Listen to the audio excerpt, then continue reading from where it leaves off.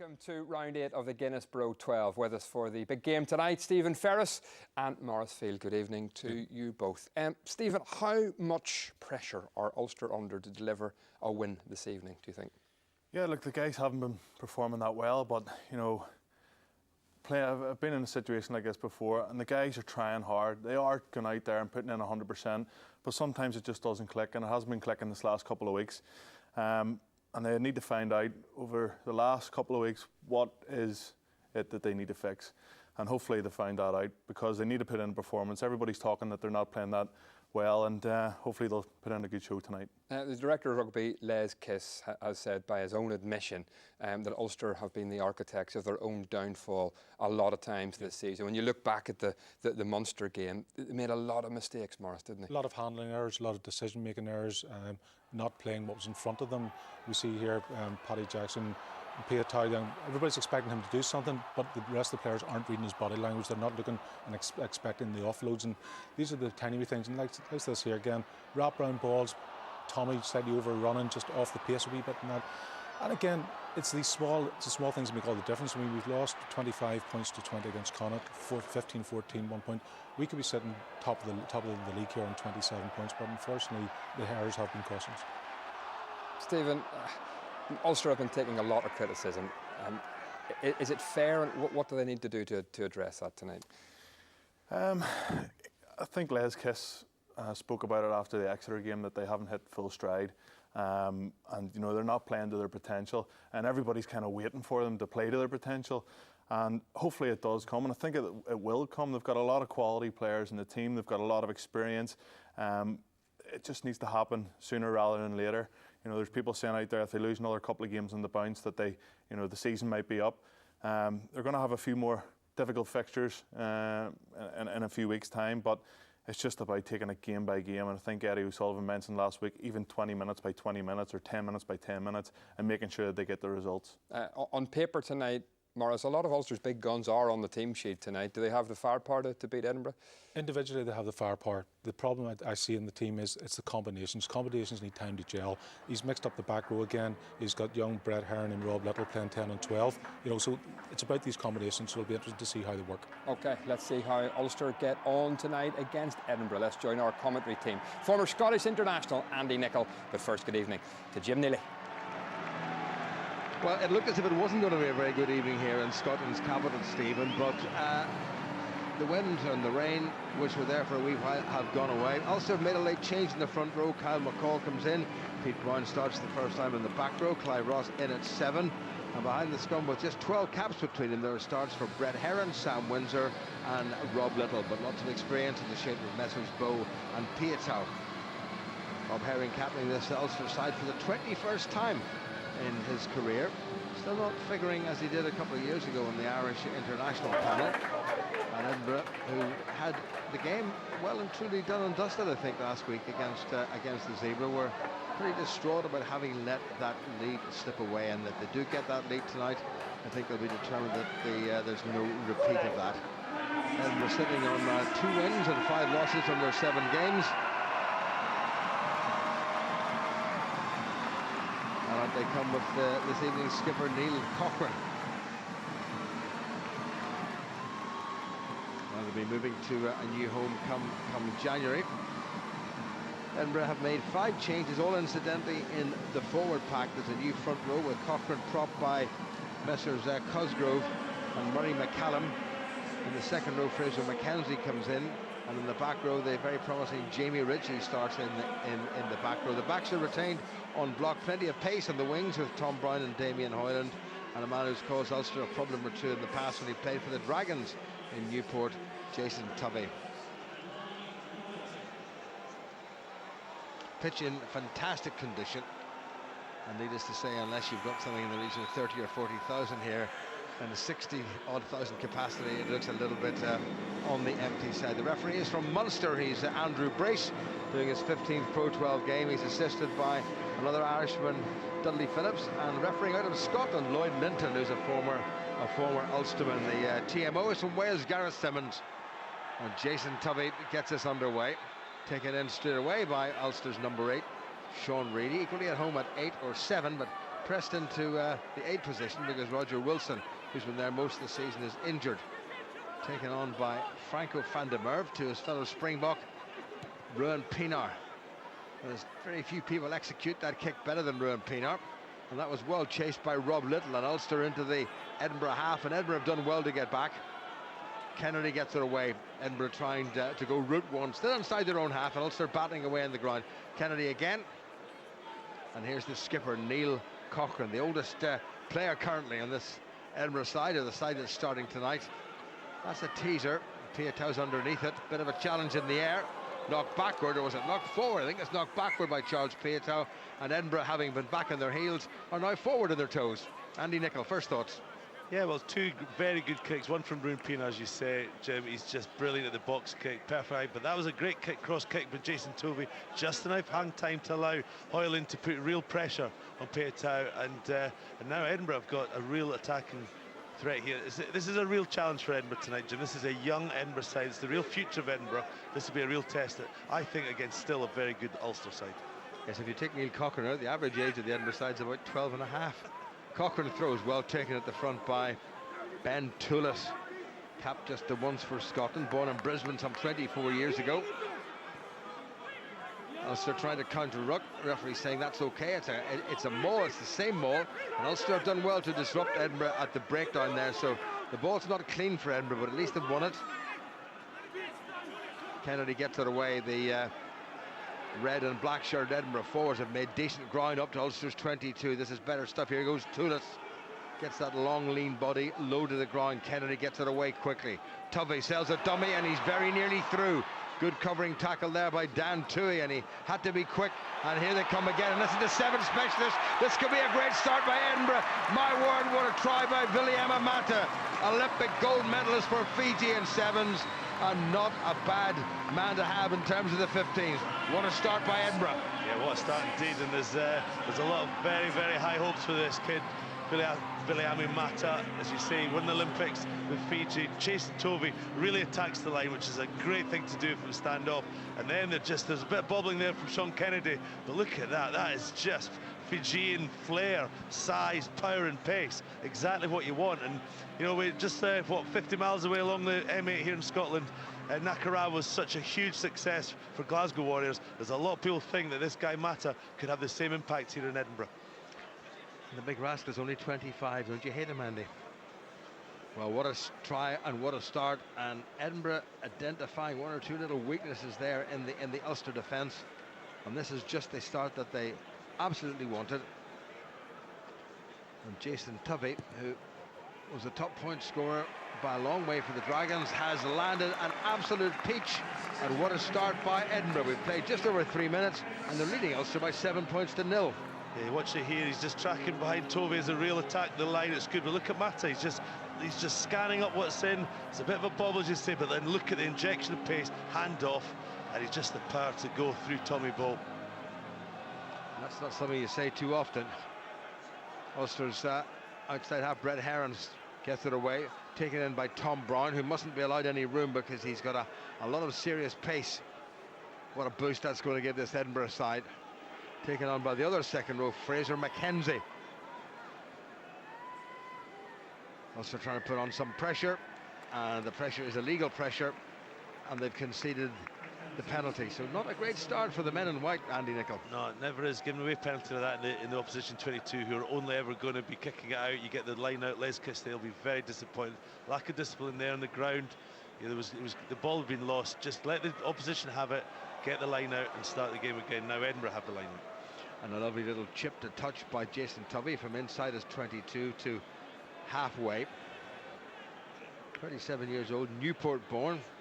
And a little spell with the Cardiff Blues just for a season before going back to Newport, and brought to Edinburgh at the end of last season by the former coach Alan Solomons. Quick ball by the home side. Tovey again looking for men in the middle. A little bit of a check there, slowed it all down. That's it gone wide to Damien Hoyland, who's got pretty serious gas as well. And I thought he kept the ball in field for just a second, but he was dragged into touch.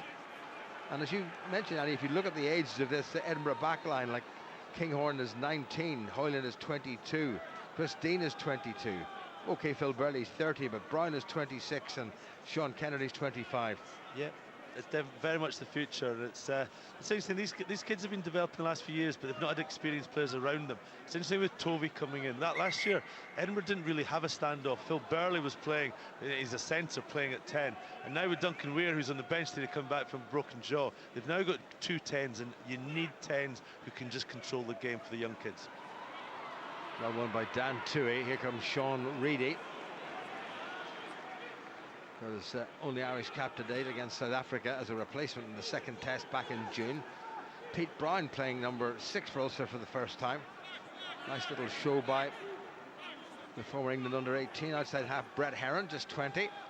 Marshall, that's well away. Windsor, good slip. Clive Ross, this is a bit more encouraging.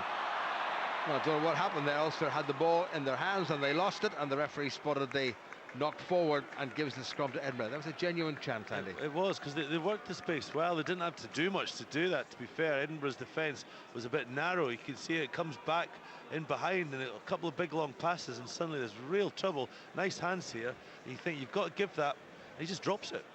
Just Rob Herring, I think, isn't it? It was the skipper, yes, and just, normally... Oh, there we go, just drops it. He was maybe trying to readjust it to get the pass. He had his eyes focused on the would-be tackler, and he forgot about the most important thing, and that's that little bit of laminated leather.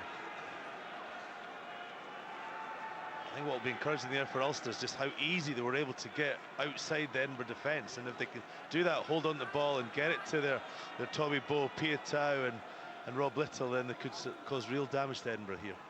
First scrum of the evening, Ulster enjoying a £9 per man advantage, but Edinburgh have dug in very nicely. Remember, Kyle McCall has come in at late notice on the loosehead side for Callum Black, whose wife gave birth to a baby girl, and that's not a bad kick, and Ruan Pienaar's gone back. There's Charles Piatau. He's got himself caught underneath his own posts. The try scorer William Amata did well to get away from that, taken on by Franco van der Merwe, and again Ulster have lost an awful lot in terms of ground, but from their point of view they've kept possession. But Edinburgh counter-rucking ferociously. Matthew's got a bang to the head. We hope he's okay. Pienaar away to Luke Marshall in the outside half position, and he finds a touch just about, and Edinburgh take it quickly. That looked like it might have been thrown forward by Tom Brown. Good tackle there by Marshall. Kennedy, great chance now this for Edinburgh. Real sortie on the narrow side. That's young master Bradbury. Mackenzie takes it forward. This is great stuff by Edinburgh. Good continuity. Tubby gets it away. Oh, that's nicely picked up, and Hoyland is tackled by his opposite number, Rob Little. Matthew seems to be fine again. He left it for a scrum half. Bludgeoning forward Edinburgh, 5 metres from the Ulster line.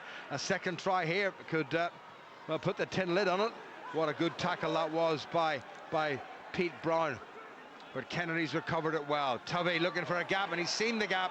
And this is going to be another Edinburgh try. Not quite. It was so close. Here goes Bradbury. Magnus Bradbury, just a 21-year-old. And here they go again. It's Mackenzie for the line. He can't quite squeeze over. Huge pressure now coming from the home side. Kennedy looking one way, then the other. He's going to go open, I think. Yes, he is. Ulster defending heroically.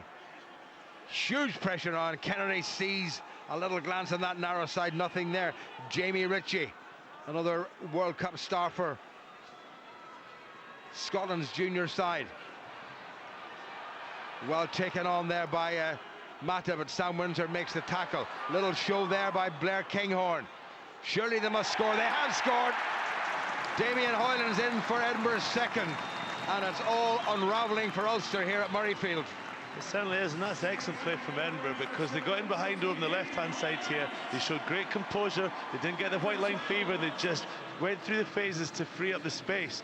And this is the very end of it. Tovey puts the long pass. Mata tries to get away. He almost frees the hands up.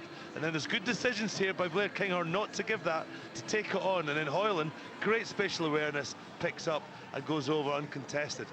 Really good, sensible play by Edinburgh there. They just took their time. They went through the phases. They didn't panic, and then they get the opportunity to score.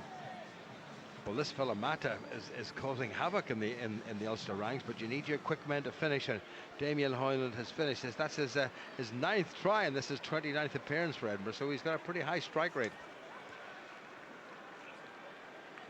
Well, the crowd here, there's a fair number of Ulster supporters, as always. Plenty of Northern Ireland students in this part of the world, from here to Glasgow and up to Dundee and Stirling. And they'll be watching to see if Tovey can do it again with a conversion. And he hasn't made that one, so some brief respite for Ulster. But what a start, Andy, by Edinburgh. Yeah, and you know what? They did this a few weeks ago against Harlequins here in the Challenge Cup. Their attack play was very, very good. And then they didn't back it up with that appalling defeat to Zebre here last Friday night. And you can see it. They've clearly had a rocket from Duncan Hodge, the coach, the acting coach this week. And they've really come out here and played really well in the first 10 minutes of this game. We start by Brett Heron.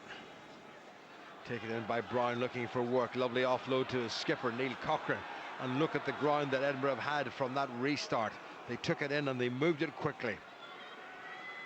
A bit of a check there. Jamie Ritchie, the open side flanker, makes a bit of ground. Kennedy to Tovey, who has a glance and he kicks. Good positional play by Charles Piatow. Well, he's run into Magnus Bradbury, this 21-year-old burgeoning star. He and Jamie Ritchie played together on a very good Scottish under-20 side, as we may have mentioned. Vian Herbst. Second start of the season. Pienaar gets it away. Heron to Herring. Holds on to it this time. He'll be embarrassed about that last one, but he'd have to forget about it. Good tackling by Edinburgh. Brett Heron. We didn't just give that enough, but it's given a decent target. Tovey takes it well on halfway. And he presents it well. Now there's nobody there at outside half. And here's Bradbury. Soft little pass, very close to a clean line break there. Sam Windsor has to make the tackle for Ulster. Bradbury again. There seem to be about 4 of them around the park. Tackle by Pete Brown, who rolls away sensibly. Here's Ben Toulis. Into the Ulster half, Edinburgh.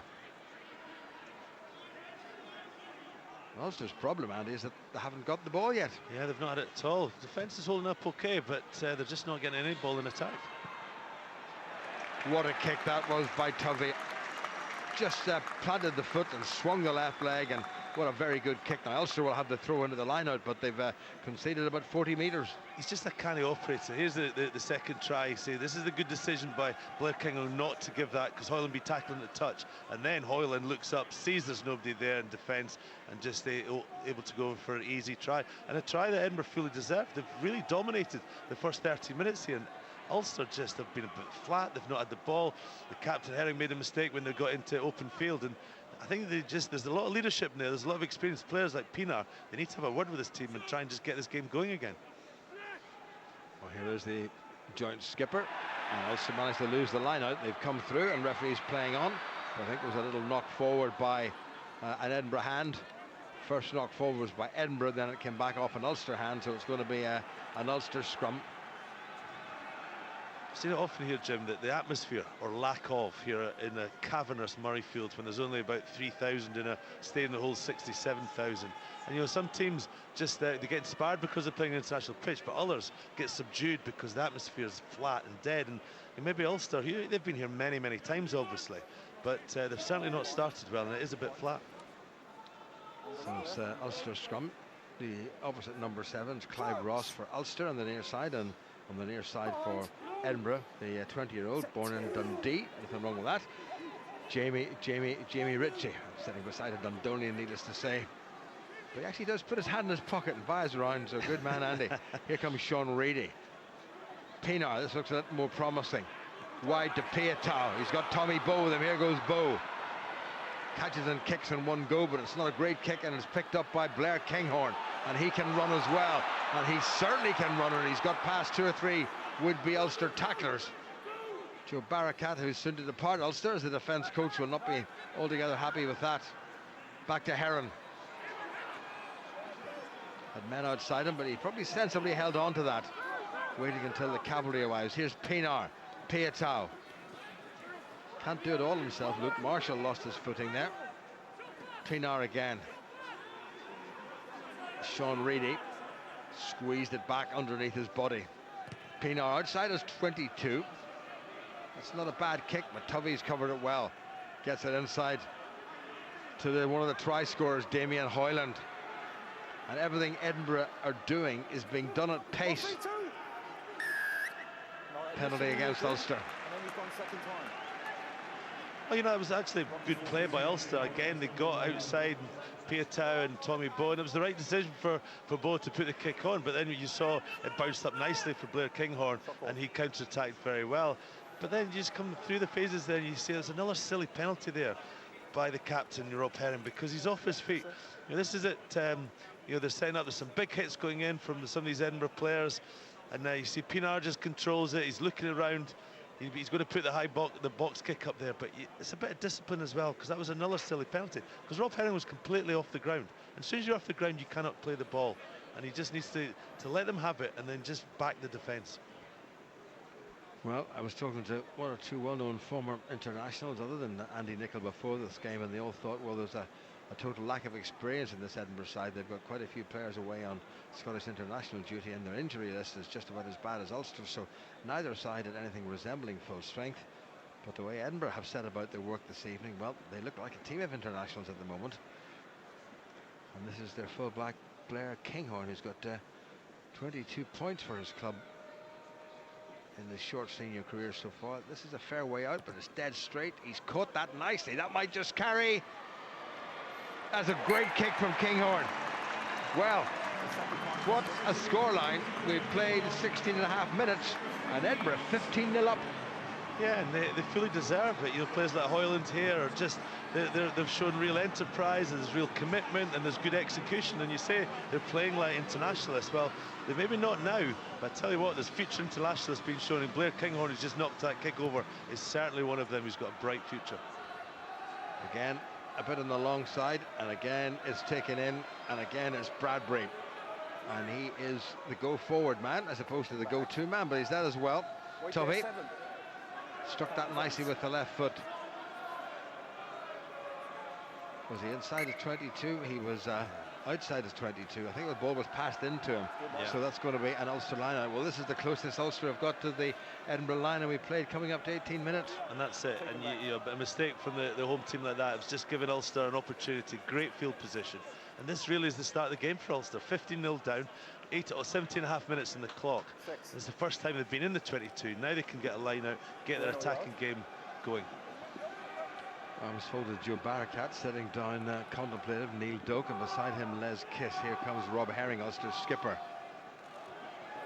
Decent ball at the back, taken in by Dan Toohey. Good to see him back playing after an awful couple of seasons with serious injuries. Ulster trying to dig in. Pinar thinking maybe about a little sortie in the narrow side. Herring has come to the narrow side to try to link up with Tommy Bowe, and Edinburgh have disrupted Ulster's ability to get the ball back and get the put into the scrum. And you know, that was outstanding maul defence there by Edinburgh, because it looked like Ulster were set very well. There's a bit of a neck injury here. I think it is to Van der Merwe. Is that Van der Merwe? I think it's Peter Brown is just down on one knee, playing out of position this evening. He just got his head in the wrong way, and somebody came in. I think it was Magnus Bradbury came in. I don't think there's anything illegal in that, but he's given him a bit of a thump, and you see him getting... Didn't like that, did he? No, he didn't like it at all. Don't blame him, actually. Wouldn't like it myself. This fellow Magnus Bradbury has been outstanding this season for Edinburgh. He has, and he's young, as we've said, but he's got a good frame, but more importantly, he's got real pace, and he's very exciting. And you know, there's Duncan Hodge right in the middle of the screen there, chewing his gum, writing something down there. You know, this is a big opportunity for Duncan. It's his first head coach role. Stevie Scott to his left there, who's had a bit of experience down Sale, and with Alan Solomons going on, this is an opportunity for these guys to really set a marker down here. And you know, they started well. You know, they had a couple of confidence-building wins, but that, as I say, that one last week, that's where Duncan Hodge will realise what coaching's all about. When his team go out there after having beat the Harlequins one week, they then lose to Zebra the next week, and that is when you find what coaching's all about, isn't it? Peter Brown seems to be fine again, and it's going to be an Edinburgh scrummage coming up close to the end of the first quarter of this game. What a start by Edinburgh. 2 tries, 1 conversion, 1 penalty, 15-0 to the home side. And that extra poundage enjoyed by Ulster.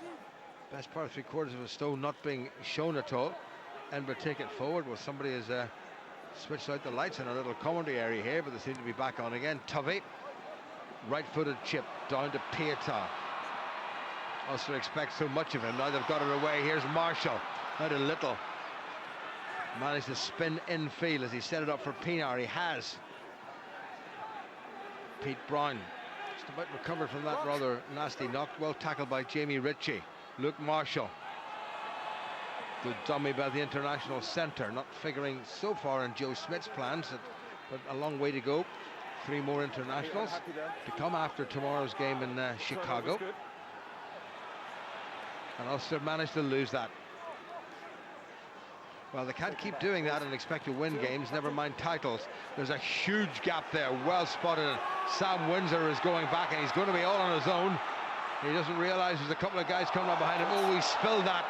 Did it go backward? I think referee Andrew Bray said it did go back, and Sam Windsor was very lucky to get away with that.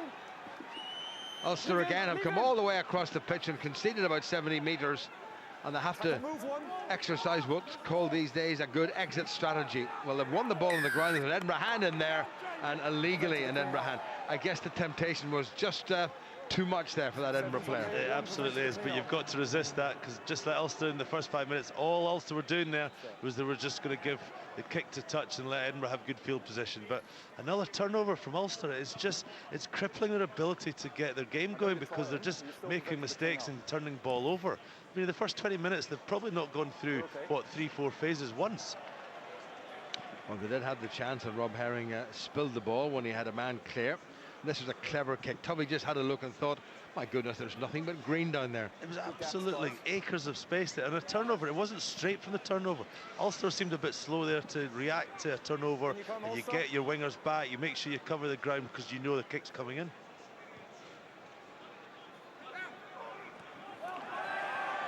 Well disrupted by Edinburgh at the line-out as Ulster went to the back of a shortened line-out. Here's the danger man, Mata. Plenty of them there. Jamie Ritchie, like a good open side there first.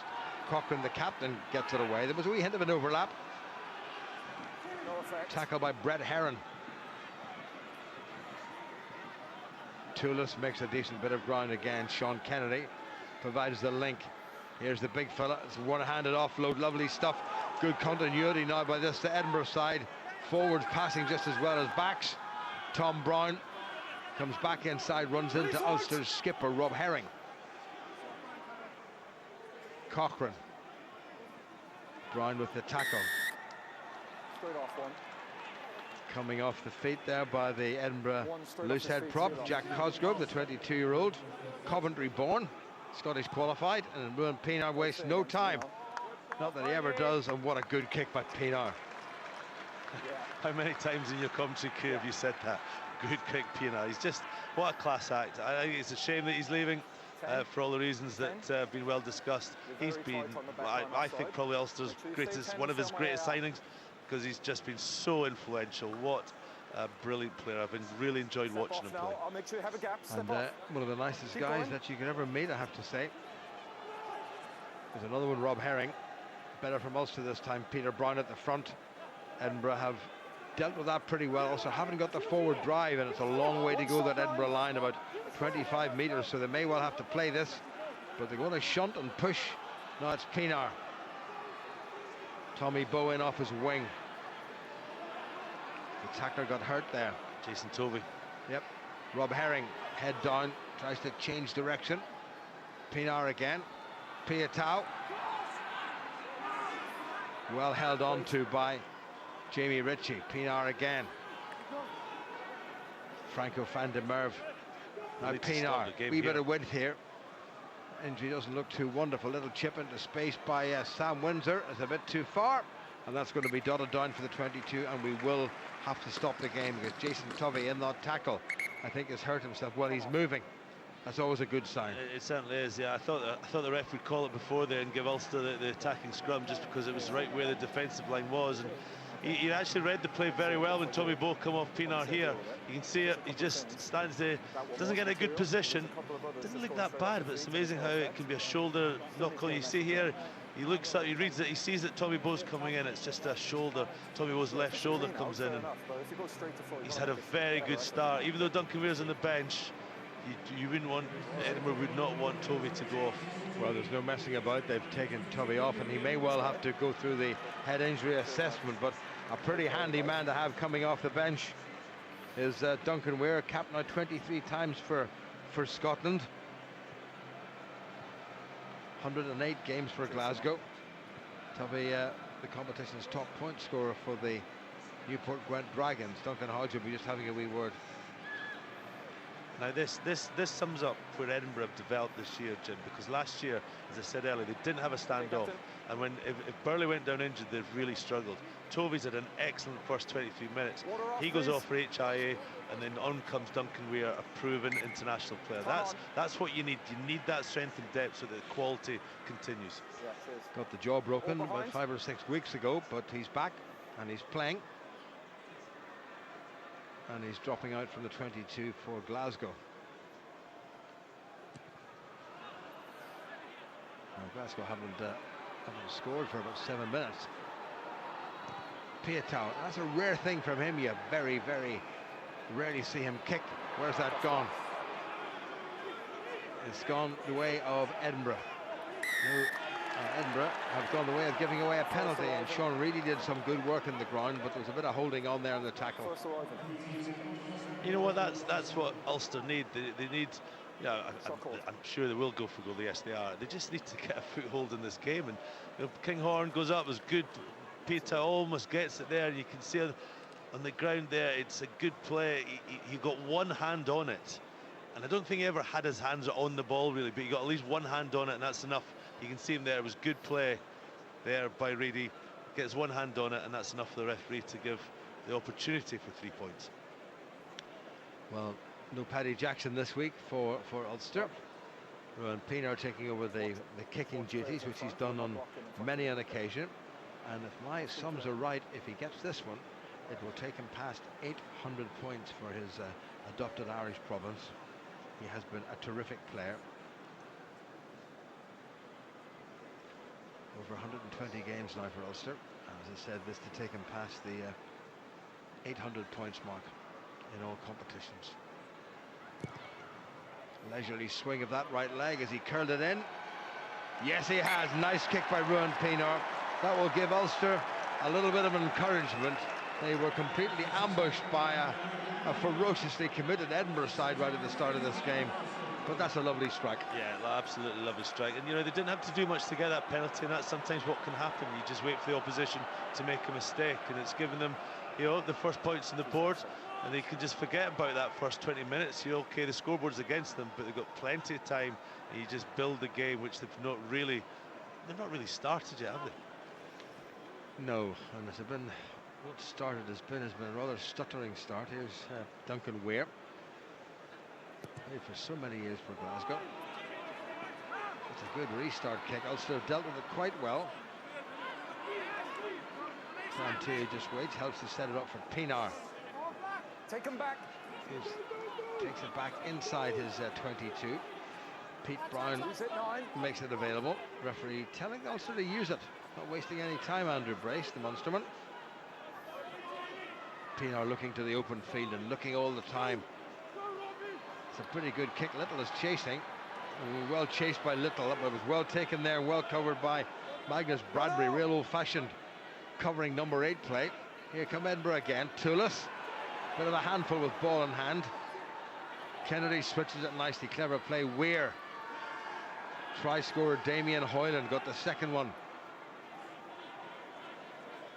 Ferocious stuff there in the attack by the Edinburgh front row, and here they come again. Oh, that's nicely done. Lovely offload. Beautiful stuff by Edinburgh. Taken on well by Phil Burley, the senior citizen in the back division. And Rowan Pienaar putting in a terrific bit of tackling there, but it's back on the Edinburgh side. Bradbury has a go, runs into Rob Herring and Dan Toohey, who's told to move, and he does. Referee's got the hand out for the penalty. Still playing advantage, and no advantage it seems. And this is not going the way of this Ulster side at all. No, telling them, but there's nothing much you can do when a team is offloading as well as Edinburgh did in that play there. Fantastic opportunity there to get in behind, and then they really took it by freeing up the hands and And this is Bradbury. This was the end of it, where the penalty came, and just Ulster players just not moving really. You can see that was Herb's the tight head. He's just interfering with ball all day long. It's going to be a penalty. But up to that point, Edinburgh have just got this offloading game that's it's very hard to defend, and the players are reading each other very well. And surprise, surprise, Edinburgh have opted to go for the points to cancel out that most recent penalty from Ulster's Ruan Pienaar. Coming up to the half-hour mark, and Edinburgh have a chance to maintain that 15-point or regain that 15-point differential. That was lovely handling by Edinburgh. Nice skills. Reminds me of Pat Lamb's Connacht.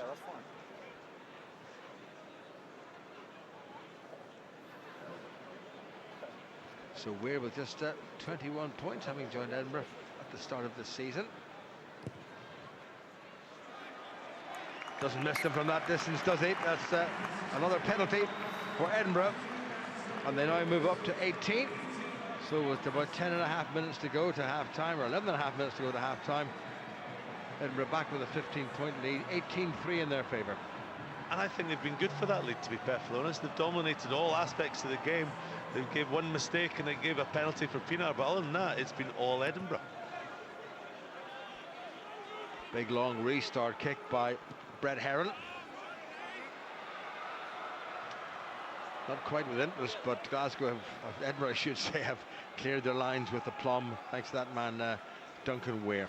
But Jim, what surprised me with Ulster, I watched them live a number of weeks ago when at Scotstoun for the Glasgow game. Remember that night? It was a brutally physical performance, and you know when you play Ulster, it's going to be physical. You've not seen that. That's what I said earlier. It's flat. That physicality that you know that you get from Ulster's just not been there tonight.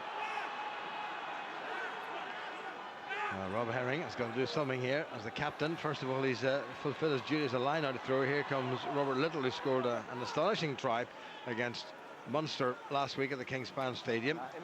Little chip kick through. Brooke Marshall comes through, but that's well positioned. Ooh, a little bit of a fumble there by Hoyland. Tackled by Kyle McCall, but strong enough, the youngster, to get across the 22. Kennedy gets it away. Charged on. Chance here for Ulster. There's a huge dead ball line here, but even Ruan Pienaar couldn't get to it.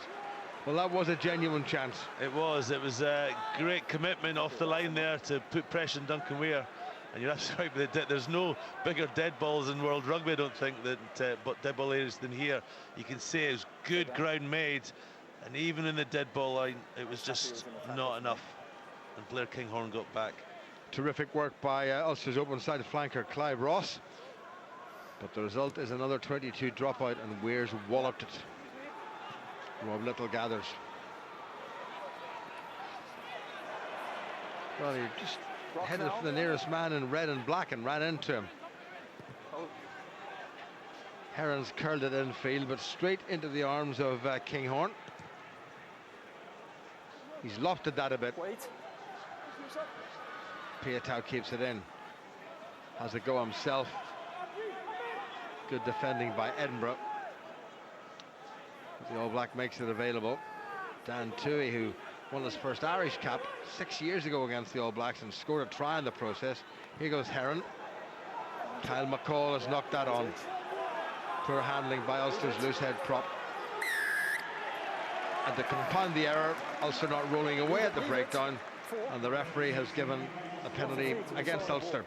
And this is maybe just within the range of Kinghorn. Well, it's going to be a big punt if he gets it. Duncan Weir looks like he's I think it probably was just outside the range, but you know, again, that just summed up Ulster, isn't it? In the first half, Jim. It's been messy. They've made mistakes, and then they've compounded the mistakes by giving penalties away, and they've conceded so much territory from silly penalties. Well, that's just what Andrew Brace has said to Ulster's captain Rob Herring. He says too many silly penalties. I don't think he's tempted at this stage to reach for the pocket, but who knows? But that penalty and the subsequent kick to touch has given Edinburgh just about the perfect field position. You can see it's just there's no structure to that. It's just simple mistake. It wasn't a great pass under pressure, and then Tommy Bowe can't get out, and actually Edinburgh just keep him in there. They buy that penalty well, and it's given them this line out.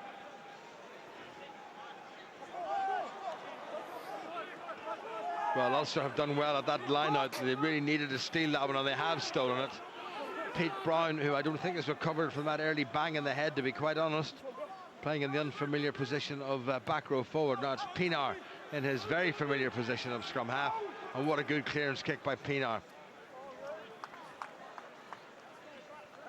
Yeah, that was first sort of set piece that Edinburgh have messed up. Really, good pressure there from Ulster.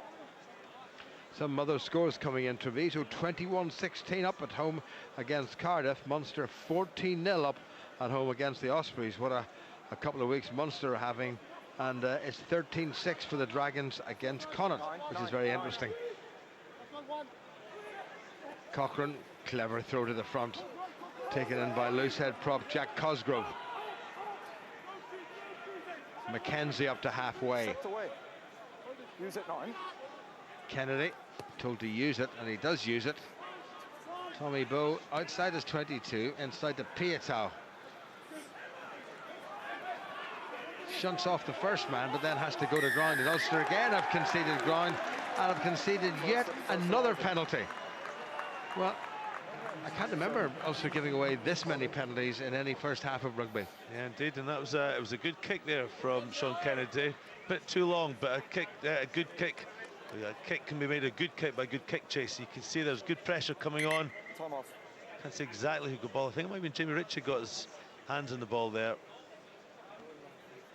Well, let's hear what Andrew Brace is saying to The two players arriving. Rob Herring. I didn't think so. He fought straight out. Well, he's not going to give him any other sanction than just a penalty, but that may well be enough to see Glasgow or Edinburgh, stop calling them Glasgow, give them another kick at the Ulster posts. Blood. Open wound here, 7. Open wound. Yeah. So He's going to have to come off there, guys. Jamie Ritchie's got a cut, it seems. I hear the referee saying open wound. He's got a bang in the forehead, so he may well. Oh, it's the eye. He looks as if he's been clipped by a left hand from Carl Frampton. He may well have to get a little butterfly stitch in that. But it looks like Duncan Weir hasn't quite. Has he indicated that he's going for the post? I'm just trying to see where the touch judges or assistants are. Have they gone behind the Ulster post? That's gonna. That's what we call in Scotland. That's going to be a kicker. A kicker. Yeah. Quickly, please. Jamie Ritchie there. Boxing terms, we call it a mouse. Yeah. But there you go. Yeah, Ritchie's going to go off. Yeah, we're just time off here, Dodds, He's played well alongside his Junior World Cup partner, Magnus Bradbury. Shot called. He's been treated there by Dr. Nicol. Any relation? He's my big brother. Gosh, I hope he knows what he's doing.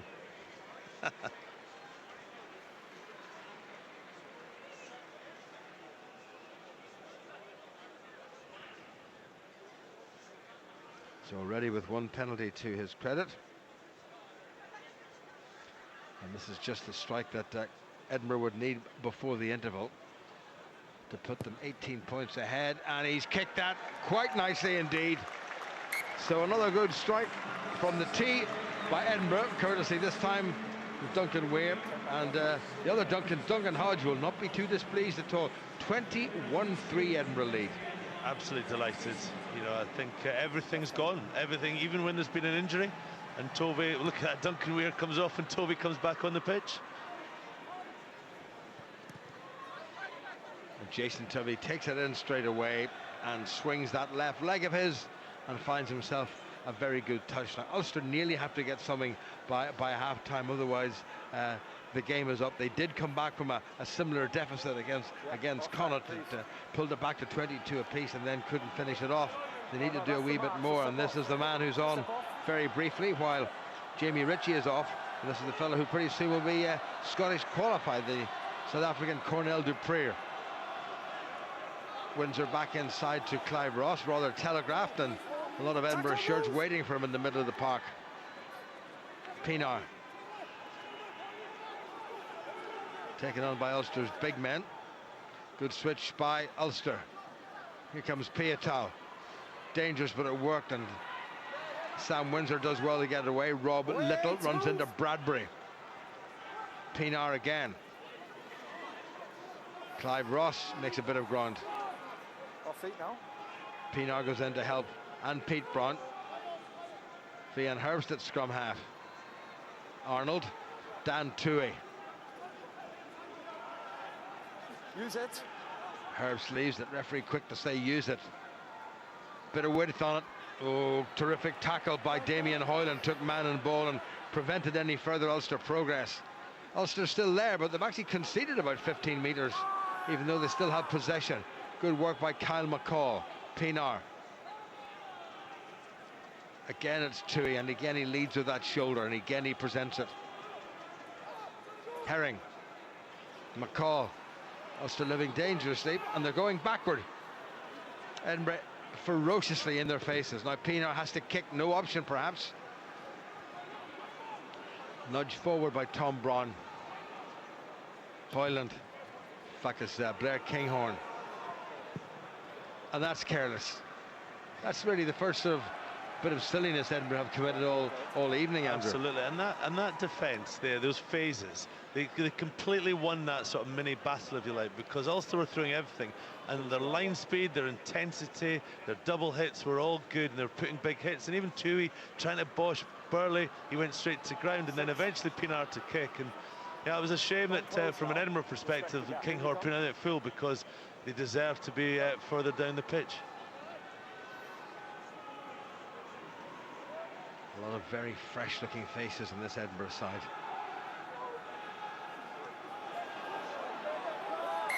Knocked forward by Ulster in the line-out. I think Ulster fans might complain there's a bit of interference there, but not so. The ball was pulled in and then spilled forward. Unfortunate there for Clive Ross. There's nothing in the way of rain here, but that little spell of about 45 minutes of rain has made things a little bit on the damp side. Jim, that line-out just sums up Ulster's first half, that they get a bit of luck there because Edinburgh kicked out in the full, they get good field position, and then they can't execute their first phase, their line-out. They've never given themselves a chance to really have their attacking play in this first half. It's been a really poor first half, and let's kiss at half-time. I imagine we'll be having some serious words. Well, 18 points adrift, and about a minute and a half to go, and Ulster do not have the ball.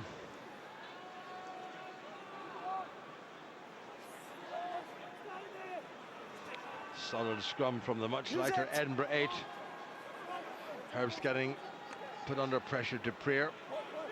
Good stoppage there by Ulster's number 8, Sean Reedy, and Ulster get the penalty. At this stage of the first half, they'd probably just have to go for the post, but Pienaar decides otherwise. Windsor. It wasn't a good sympathetic pass at all, and the ball has gone forward, and an Ulster man came in from an offside position to pick up the ball from the knock forward. It's not Ulster's night at the moment. There was the tackle, and Sam Windsor, not realising that Luke Marshall had knocked the ball forward, played the ball, and that's a penalty. You know, and 21-3 down, I think it was the right decision by Pienaar there. I think you took the chance. It was a bit of a risk. You know, try and get a try before half-time to make the half-time very different. But as it turned out, another mistake. So 21-6, that would, you know, yes, he would have got that kick, but I think it was worth to take the risk. Well, it's going to be an Edinburgh line-out, and all they've got to do is do what they're doing now, and they're walking very, very, very slowly. Under a minute. Like a shopping expedition in Princeton Street in the middle of the summer. Here's Cochrane, the skipper, who'd be delighted with the side's performance this evening so far. Well won by the enormous Tulis. That was only Scotland cap against Italy in the 2015 season as a replacement. They're churning forward. Look at Kennedy. He's going to put it into touch, and he does put it into touch, and he's been pretty smart at the base of everything's been good about the Edinburgh set piece. There's a man who got the very first try, and his first try for Edinburgh, and there's the man who got the second try, Damien Hoyland, his 9th try. But what a first half by this Edinburgh side, and they've completely outplayed an Ulster side that looks completely, I have to say, out of sorts. And if Ulster don't buck up their ideas, this season will continue to unravel. So there you are, half-time at Murrayfield. Not a great scoreline from an Ulster perspective. Edinburgh leading by 21 points to 3. Well, fabulous for Edinburgh, frustrating for Ulster. Stephen Ferris, Morris Field, give us your assessment of that. Well, I thought Halloween was over, but that's an absolute horror show, an absolute nightmare performance by Ulster.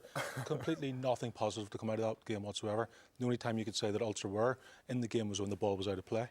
They were taken apart in every facet of the game so far. It wasn't pretty, Stephen, from an Ulster point of view. It's really disheartening to watch that kind of rugby. And you know, Edinburgh got off to a flying start. They kept the ball well, went through the phases, and the first 10 minutes should be when you lay down a marker in a team. When you get out of the defensive line, you put in big hits, you counter ruck, you work hard for each other, and they weren't working hard for each other. You know, that second try, just a pick and go on the outside, and you're just straight through the middle. Thanks very much, thanks for coming. You know, Luke Marshall missing the tackle. Dan Tui actually made a great tackle and then get up, and he was the one that was on the inside for making the second tackle. And I just like, why are people not working hard enough? Oh, it's really, really frustrating to watch, and I can feel everybody's pain at home watching this. But they're not doing themselves any favours. The line-out isn't functioning well. They're giving away too many soft penalties. Everything that Edinburgh want to get further ahead in this game. I don't know, Morris, how they're going to fix it in the second half here. They look there's a complete lack of energy. They look absolutely shattered. You know, whether that's the defending that they're doing. There's also the mental side of things. There's a lack of invention, and the tackling is ineffective completely around the pitch. It's very, very passive. There is no energy. There's no zip in their performance in anything that what they're doing. The highlights reel from the first half is not good viewing from an Ulster point of view, but from a Scottish point of view, I mean, some fantastic play for Edinburgh, especially they came out of the blocks so quickly for that opening score. Yeah, I mean, you look at they're throwing the ball around well. Again, good hands, always going. They're going forward. They're taking the ball going forward. Also taking the ball static. Again, going through phases here. Nice wee show and go. Good offload by Tovey.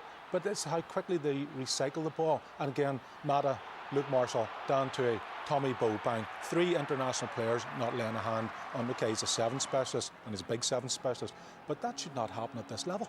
It's unacceptable. It's not that it shouldn't happen. It is unacceptable to miss that many tackles. If I was on that pitch, the guys we brought in the huddle, and the finger would be pointed, saying this cannot happen. These boys are getting well paid. You know, they're not intentionally missing tackles, but at the same time they need to figure this out, and they need to figure it out quickly, because this season's going to drift away from them if they don't sort this out in the second half. But that comes down to application and commitment. They have to be committed in their own head what they're going to do, and there doesn't seem to be any sort of commitment throughout the team. There's individuals trying to do wee bits and pieces, but there's not a sustained commitment throughout the team. Is it fair to say that this is a performance which is lacking confidence, because Ulster's performance in the Pro 12 have been on the slide over the last few weeks?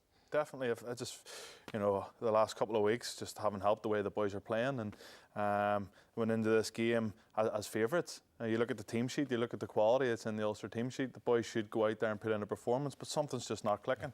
And when you're lacking confidence, you play like Ulster have done in the first half. Stephen, you talked about them, you know, saying it'll have to click, or Les kids saying it'll come along click.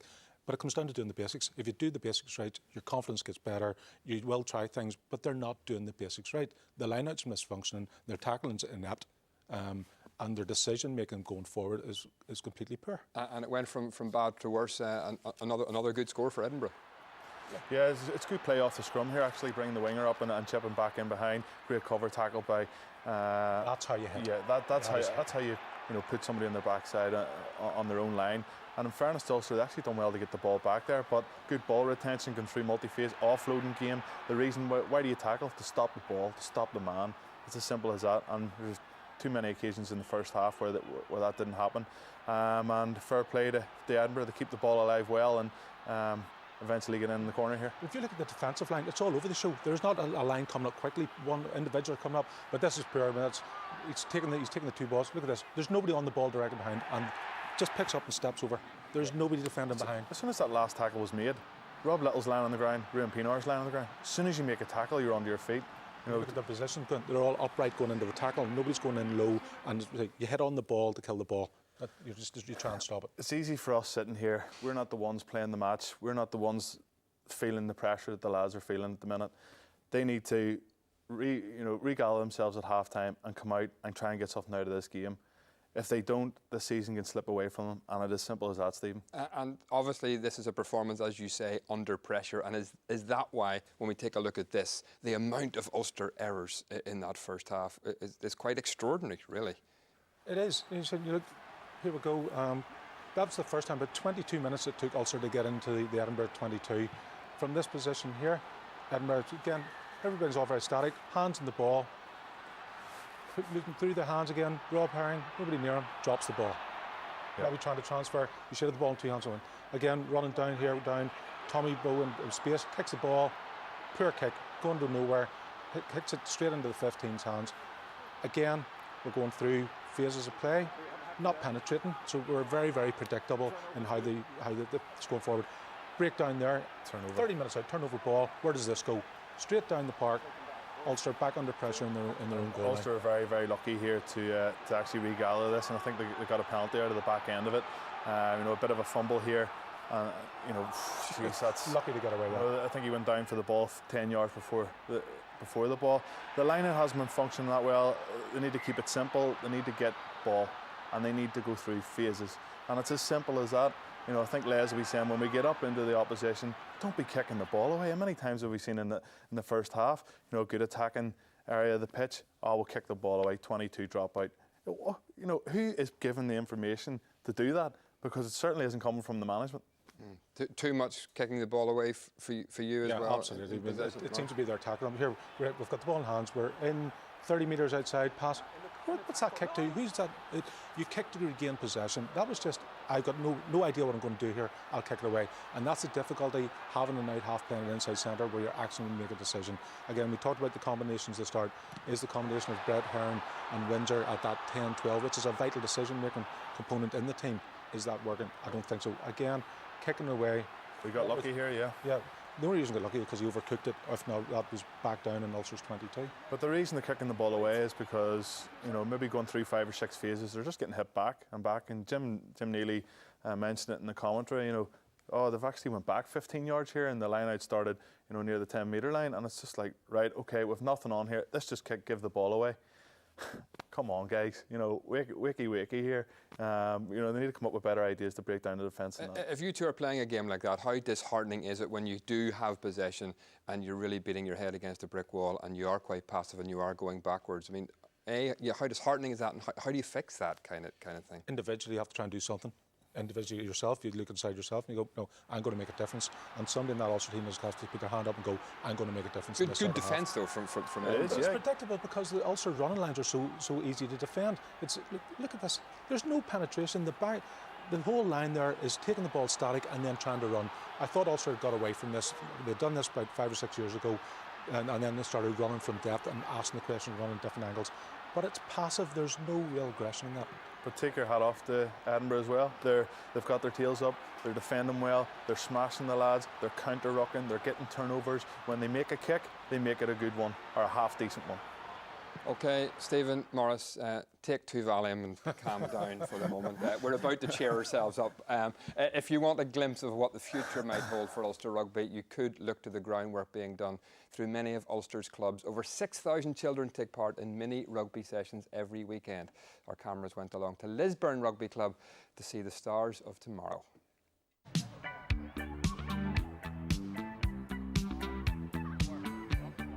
So mini rugby starts off in our club at Lisburn when they're 4 years old, and they come in that age group. They would be learning very basic coordination skills like any club, any sport really, how to run and pass and catch and kick.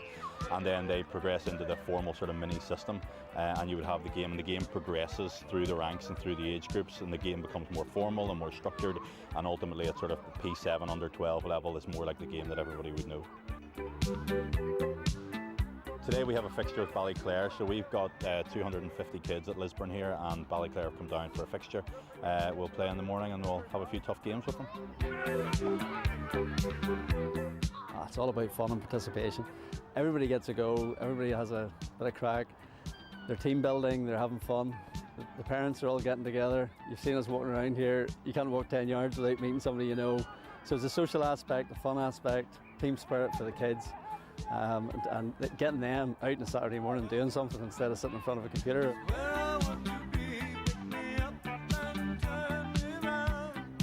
Favourite parts in the rocks and all, because you get stuck in and it's really rough and all. That's what I like about it.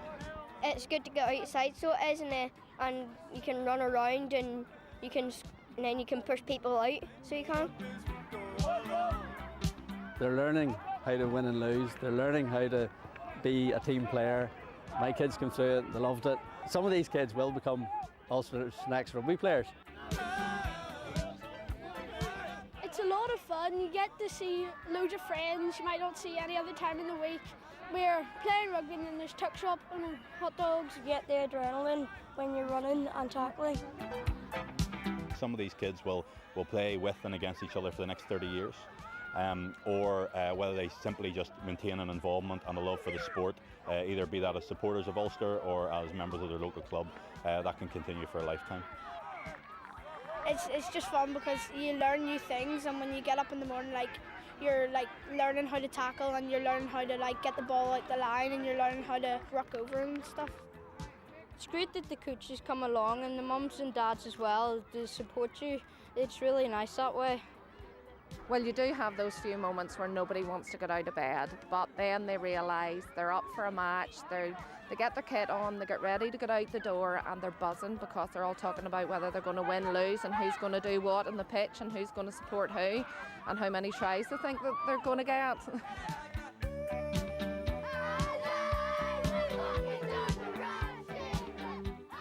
Passionate about the game. Can Ulster show some passion second half, turn things around, do you think? I hope so. You know, I think me there and Morris before, it's because we care about this team as well. Well, I certainly do, and I just want to see them perform well. It's been really disheartening over the last couple of weeks, and hopefully they can pull it together in the second half. OK, we shall see. Thank you, Stephen. Thank you, Morris. Back to Andy and Jim for the second half.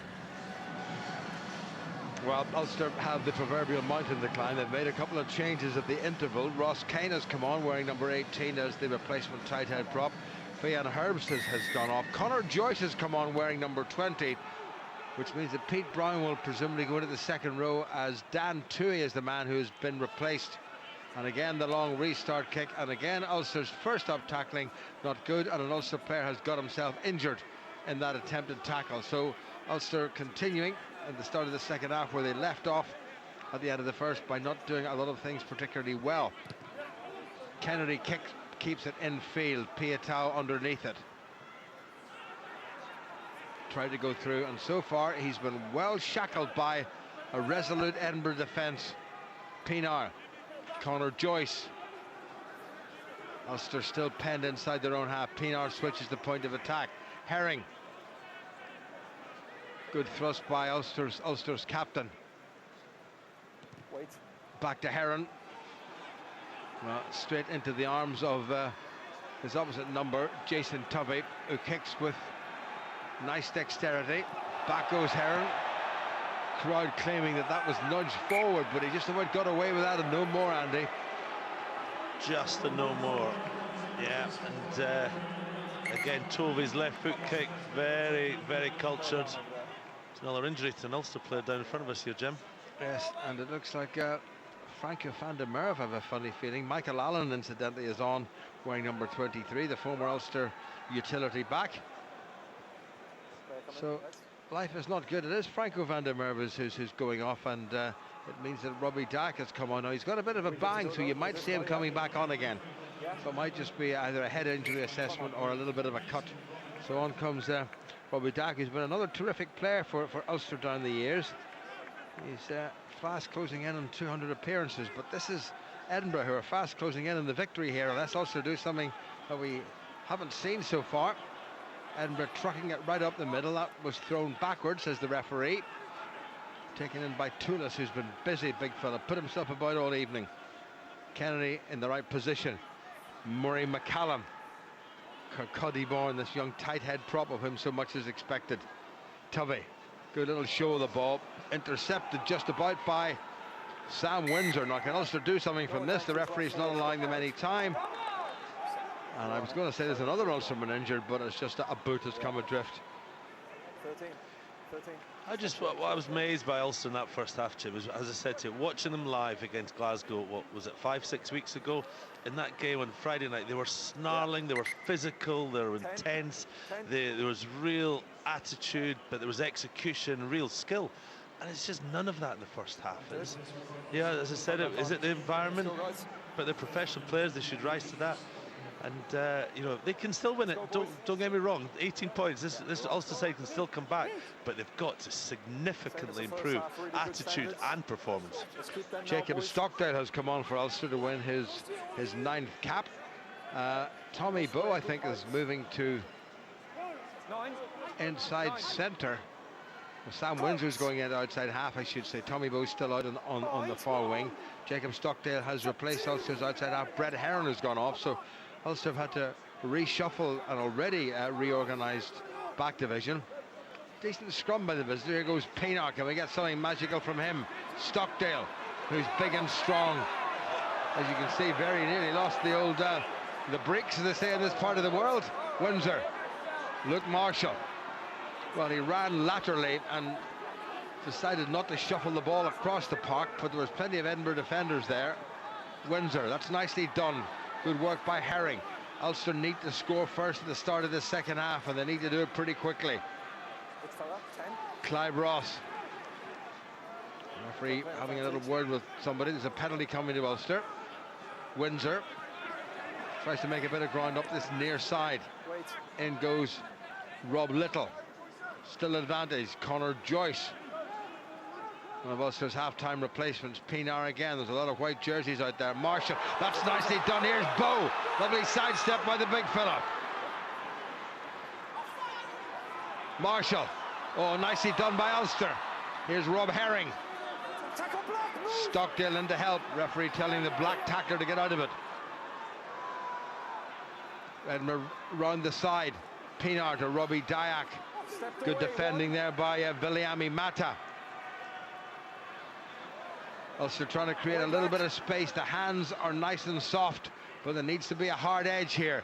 Marshall, can he provide it? Well tackled by the ubiquitous Toulis. Taken on once again by Ulster. Pete Brown made the ground. Clive Ross continues it. This is better stuff by the men in white. They need something at the start of the second half if they're going to mount any kind of a serious challenge for this league title. Windsor got it away and he's lost it. Well, that sums up Ulster's evening, perhaps. A lot of good approach work done. Rob Little covers back well inside his own half. Well, he's got a lot of pace, the youngster. Good tackle by Jamie Ritchie back on the park again, having got a stitch or two. Pienaar for the corner. Michael Allen calls for the fair catch against his old province. And he'll get the kick to touch. Well, a bit of encouragement there from Ulster. It was a great line back by Tommy Bowe. You can just see he comes off an angle here. This is the turnover at the very end there, just against slack and play in contact. But you know, that's the bit of inspiration that maybe Ulster just need. Is a bit of Tommy Bowe, a bit of experience, got close to the line. To be fair, Edinburgh scrambled the defence well and then got their defence organised, and Ulster just couldn't exploit that. But this could be a big loss to Edinburgh. That's not so good. The 25-year-old Fijian Olympic sevens gold medalist from the recent Rio Games has gone off, and he looks as if he's done something to that left wrist of his. He is in a lot of pain. It would seem there's another Edinburgh player down injured too. It's tight head drop Murray McCallum. I think Ulster would probably want Edinburgh to have about 6 players off the field if they're going to win this game, Andy. Yeah, absolutely. But Mata there off. I did an event recently with Ben Ryan, the Englishman who coached Fiji to the Olympic gold medal, and he talked about Mata, and he said he's a really good player who just needs a bit of time. And I think we saw with that try at the start of the game, he's got the raw material. I hope that injury is not too serious, because he looks like he's got some talent. And Cornell Dupree back on again, will slot immediately into the back row, probably at number 8, with Magnus Bradbury going to 6. Rob Herring in the meantime.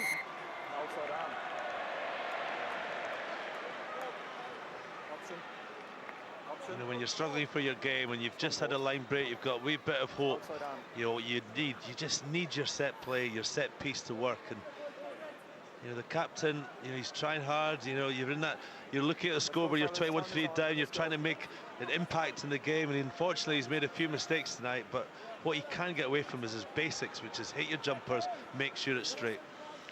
Well, just over 6 minutes into the second half, 6.5 minutes gone. In fact, on the scores, it was at the interval 21-3 in Edinburgh's favour. Tries by Mata and Hoyland, one conversion by Tovey, a penalty from long range by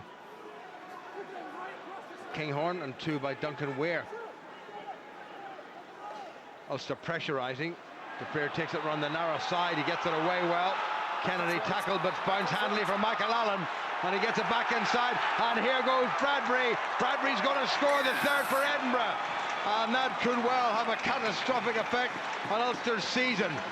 Out of nothing whatsoever, a couple of missed tackles, a fortuitous bounce, but all the effort paid off for Edinburgh, and Magnus Bradbury is a star in the making, and what a finish. What an incredible start. Dupria picks the ball under severe pressure. He gets some freedom. Sean Kennedy puts it back inside, but Pienaar has knocked it back. And Bradbury, I said in the first half, he's got gas. There it is there. But you look up, Dupria does remarkably well to get away. Sean Kennedy, you see that comes from Ruan Pienaar. Mike Allen puts it back inside. Bradbury, great support, great pace. What a start to the second half for Edinburgh. And that is Edinburgh's third try. And at the moment, that 25-point margin is the biggest I can remember between these two sides here in Edinburgh's favour. Well, Tovey to add insult to Ulster. Injury, little sweep of the left foot, right between the posts it goes. And Ulster really in serious trouble. Edinburgh 28, Ulster 3, only 8 minutes of the second half gone. Watch the scrum though. So Conal Tapir, you know, Ulster have come up in the tight head there, or the loose head. He picks it up into the Ulster defence. Nobody makes the tackle. He bounces. He should have been. That should have been turnover ball, really, if it had been on the ball. And then look at it, turns it around, and it's 7 points for Edinburgh. And you know what? We're into close to game over territory at the moment. Well, Ulster pressed hard for the opening 5 minutes, but gave the ball away. And Edinburgh have punished them yet again. So Edinburgh starting the second half the way they started the first. Remember, they got a try on the board after just under 3 minutes. Kennedy, who's had a very steady game. Jacob Stockdale, top try scorer for Ireland's youngsters in the most recent Junior World Cup. And I think Ulster might have lost that at the breakdown, but they've got the penalty. Edinburgh doing their best to win it on the ground, and Ulster will have to get into the corner and conjure up something from the subsequent line-out, Andy. Yeah, definitely. I mean, you said Edinburgh have started the second half like they started the first half. Well, unfortunately for Ulster fans, that's exactly the same for Ulster. They've made mistakes, turned over ball, conceding early tries, and at 28-3, you know, it really is almost game over. But you know, they still have the quality. I'll say this: there's experience there in Pienaar and these guys in Piatau that they can turn this around, but they've just got to get a foothold in this game, and they've not had it in the first 50 minutes. Okay. Open up, please, now. Edinburgh, right out. There was the tackle by Mata on Ulster's Robbie Dyack, and you can see straight away he did something to his wrist or forearm. As the temperatures drop here at Murrayfield, you think somebody would give the big fellow a coat to put on. It's a wee bit colder than Suva. It certainly is. Ulster win the line out. Rob Herring trying to just shunt his players forward. He's a long way to go. That's a good drive by the Ulster forward pack. Referee's going to tell them to use it. Pienaar comes wide. Good flat pass taken on by Piatau. My word, he's strong. But Phil Burley not giving anything away on the tackle. Here come Ulster again. It's Jacob Stockdale who wriggles. Now it's Pienaar. It's a little bit better from Ulster, but they've got to keep it going. There must be better continuity. Now it's Pienaar again. Ross Kane, the replacement prop. And we have a man on the way. Referee happy enough though. Little chip and chase. That could go anywhere, and it's gone over the dead ball line. Here comes Little, but it's touched on by Edinburgh. And the referee is going to go back for the penalty, so Ulster will get something out of this, perhaps. Yeah, they were desperate for 5 or 7 points, but this will tell you everything about Rob Herring as a captain and Pienaar obviously decision maker. They need tries. It's an easy 3 points. I think they'll go to the corner here, Jim. Scrum called. Oh, scrum. Well, that's interesting, because they've a superior weight advantage, but it really hasn't paid off in previous scrums. This was where the penalty was conceded. Pienaar complaining there to the referee. I think it's the next one here. Watch this. It's this one here. Yeah, it's a great bit of play there by Cal McCall. He just keeps the Edinburgh player in, doesn't he? You're not going anywhere. You're going to be over the ball. We're going to get the opportunity for the penalty. I think it's the right call, Jim. 28-6 is not, you know, that's not going to make the difference, isn't it? But if they can get a 7-pointer, 28-10, gives them a bit of confidence. this Edinburgh pack with Messrs Bradbury, Ritchie, Cosgrove and McCallum have got 4 very young but very promising forwards, 2 in the front row and 2 in the back. Down goes the scrum. The referee is happy enough. That's good refereeing actually by Mr. Brace. Tommy Bowe has a real dart himself. Tommy Bowe for the line. Has he got it down? He's pretty close. Referee's having a really good look, and he said no, it wasn't grounded. Didn't need to go to the TMO, who is the Welshman Gareth Simmons, but Andrew Brace has decided the ball was not grounded, and straight away he made it a good call. It's nice to see referees being that positive. Absolutely, on both occasions, at the scrum and also in the decision here when it goes over. The Tommy Bowe does very well. Good leg drive there, gets over it. You can see actually the ball's there, and the referee's in a great position. I think it's obviously a clear decision, clear call, and he's made it. He's not gone upstairs like so many referees have. Other referees would have re-scrummed that scrum, and they'd have gone up TMO. I think that's very proactive refereeing there. Well done. Well, it's a tough evening here in Scotland's capital for the Ulster coaching staff. Les Kiss looking very pensive. He knows that at the start of the game against Munster last week, Ulster were sitting, albeit by a point or so, or in points difference, at the top of this Pro 12 table. And by the end of the weekend, they had gone down to 5th.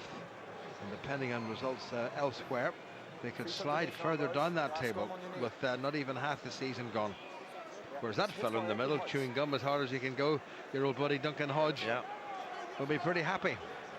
He'd be a coach. What a difference a week makes. Ulster have to get something from this. Absolutely. Andrew Brace inviting Ruan Pienaar to stop having a confab with his outside backs and put the ball in. Murray McCallum on this tight head side for Edinburgh. It's an interesting setup that Ulster have got. Charles Piatow is straight behind the scrum, which means he can go right, left, depending if they get a right wheel or a left wheel. And Pienaar and Piatow, 2 very experienced, high-quality operators, have to mastermind a try here for Ulster, I think, for them to have any chance to get anything from this game. Well, they've had another little confab. First and foremost, Ulster have got to secure good possession. Quick strike there by Rob Herring, Ulster's captain. Use it. Control at the back. Reedy, Pienaar, Piatow. What a thump he took there. Momentum has just been slowed down. Luke Marshall half tackled by Dupree. Well tackled though by Ritchie. Pienaar gets it away again. Quicker ball from the loose play by Ulster. Kyle McCall, the replacement prop, takes it forward. Ritchie told to get himself out of it. Pete Brown now operating in the second row, his regular position. Pienaar again, good Edinburgh defending. Conor Joyce hadn't played for Ulster for a couple of seasons, came on last week as a sub against Munster. Here's Tommy Bowe, thought he might have got a try. Still topping the try scoring list in this competition. Kyle McCall again. Good assist by Herring. Pienaar switches into a little bit of space. Piatow, he dives. The referee's going to have a little look at that. Piatow reckons he's got it. Herring reckons he's got it. Little reckons he's got it. And Andrew Brace will go to the TMO, Gareth Simmons, to decide whether or not he has got it. And I reckon he's got it as well. I said about 7, 8, 9 phases ago, it was up to Pienaar and Piatow to mastermind a try, and I think they've done it, albeit a number of phases later. But a very, very good kick outside of the foot. Look at this. Outside the right foot. Look at that. Pops it over. Piatow. Dupree is going back. I think he gets it. We'll see it. We'll see it from behind. But it looks to me from that angle, he's got it. This will tell us.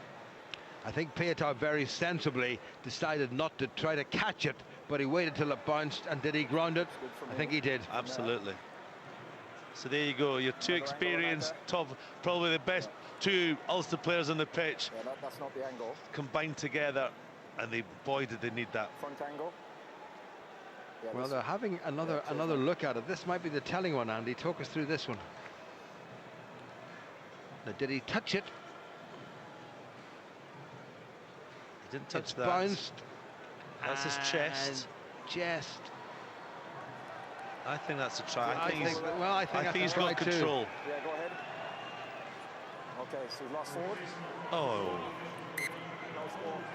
Lost forward. Well, Charles Pietas, a wry grin there on that face of his, and the Ulster side were absolutely convinced, and they'd all retreated away back to within their own 10-metre line. And well, the Ulster fans, you can see what they think of that decision. But Gareth Simmons said it was lost forward, and that's why Andrew Brace went upstairs. Had he been sure, he would have given it, I'm sure. Well, yeah, sometimes it's just not your night, isn't it? I just think that if that happens in any other part of the pitch other than the try line, I think that's play on, isn't it? And I just think, I think for me that was a try. I think Ulster are hard done by.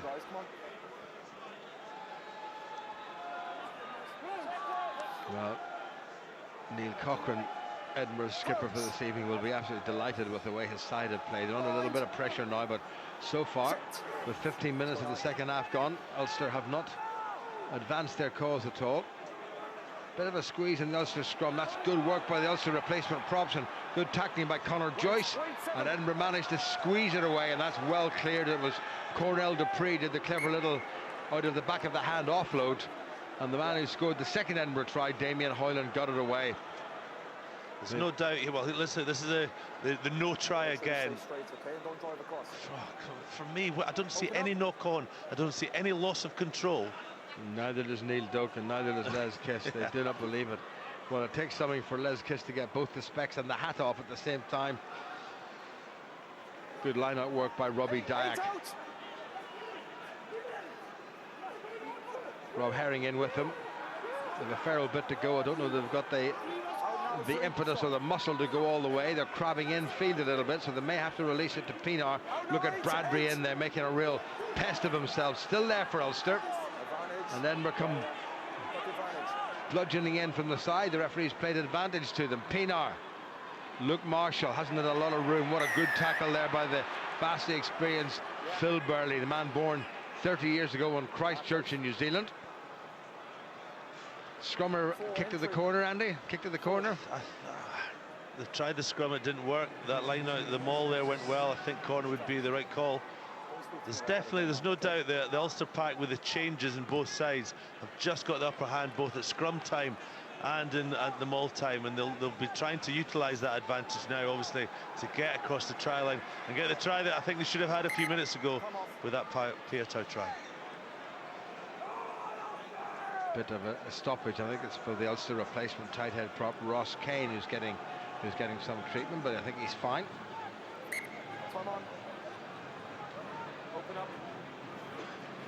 Referee's just asking them to leave a gap of a metre between the respective lineouts. Herring.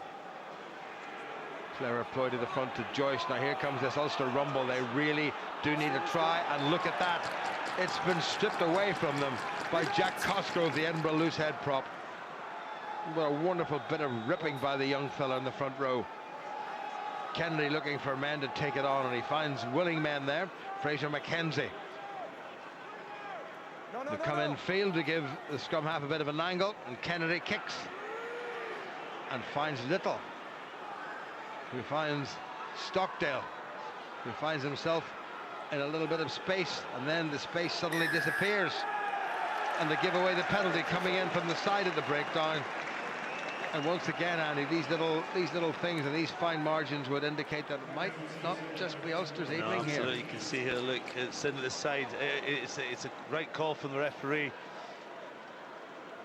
I think that was Robbie Dyack came in at the side there, but he had that line out. It was interesting. They went to the front, they didn't jump. It was almost a comedy moment when three backs came into the maul to drive over just as Edinburgh stole the ball. If they'd been able to actually recycle it and get it wide, there was huge acres of space for Edinburgh. Well, coming up to the end of the third quarter, and Ulster's task is not getting any easier. Edinburgh going to make a replacement in the front row, I have a feeling. You side of the rock, you can't play the play without the ball. Felipe Aragui, the youngster from Argentina, has come on as replacement tight head prop, wearing number 18. Edinburgh win the line out. This is the closest they've been to the Ulster line since the Bradbury try, some 8 minutes into the second half. And here goes Kennedy, intercepted by Pienaar. Same as up there. Ulster coming in at the side, and another penalty against Ulster. It was, and Sean Kennedy knew that, so he threw the speculative pass because he knew he had the security blanket of a 3-pointer. And look at this from Edinburgh. That is a eminently kickable penalty, but they've got 3 tries. They're going for a bonus point win, which against Ulster was unthinkable at the start of the game here. Discipline here. Well, Kennedy got away, but the penalty had been given against Pete Brown for not getting away when he was on the ground. So Edinburgh really going for this. I don't ever remember Edinburgh scoring 4 tries against Ulster.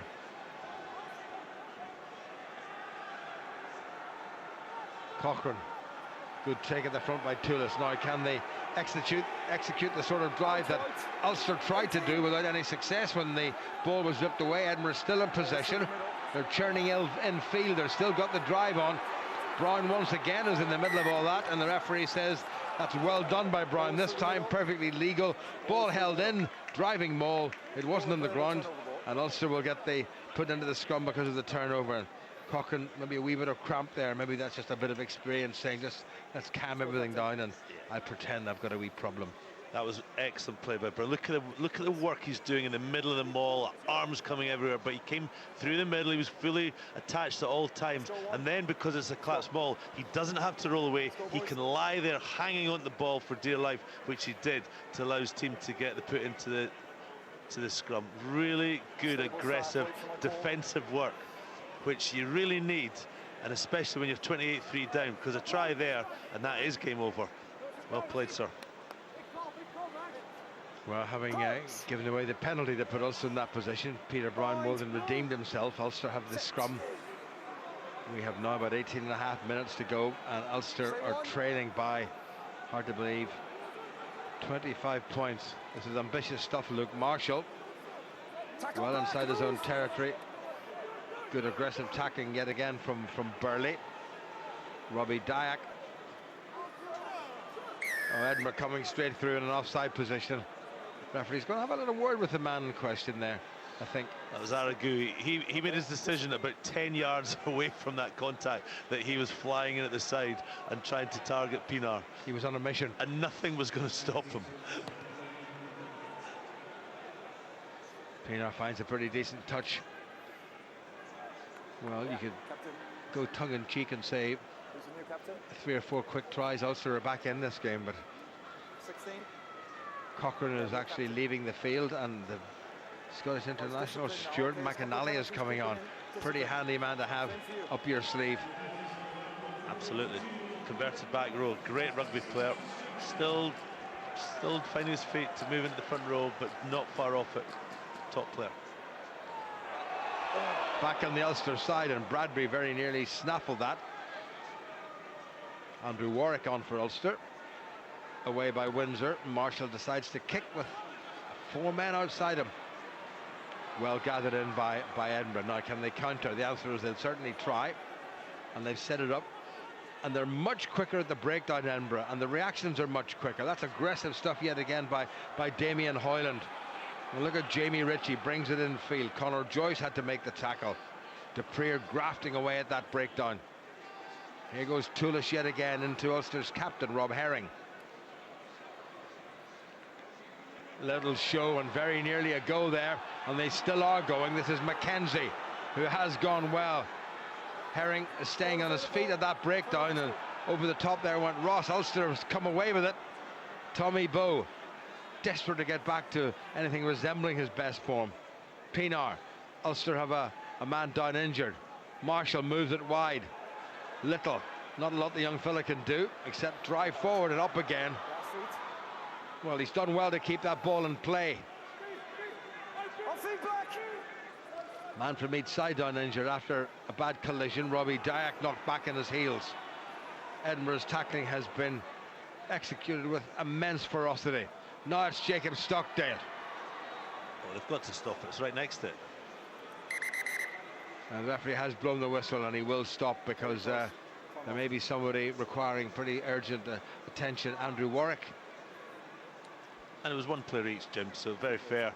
You know, you got medics there that could easily get hit. And let's see if we can see how Toulis, he's had a great game. He's carried the ball really well. Actually, see it's off the ball here, I think, to just the left of our screen. We can just see there Cosgrove one of the props, I can't see which Ulster prop it is, but it was actually off the ball. They both came in to make a tackle.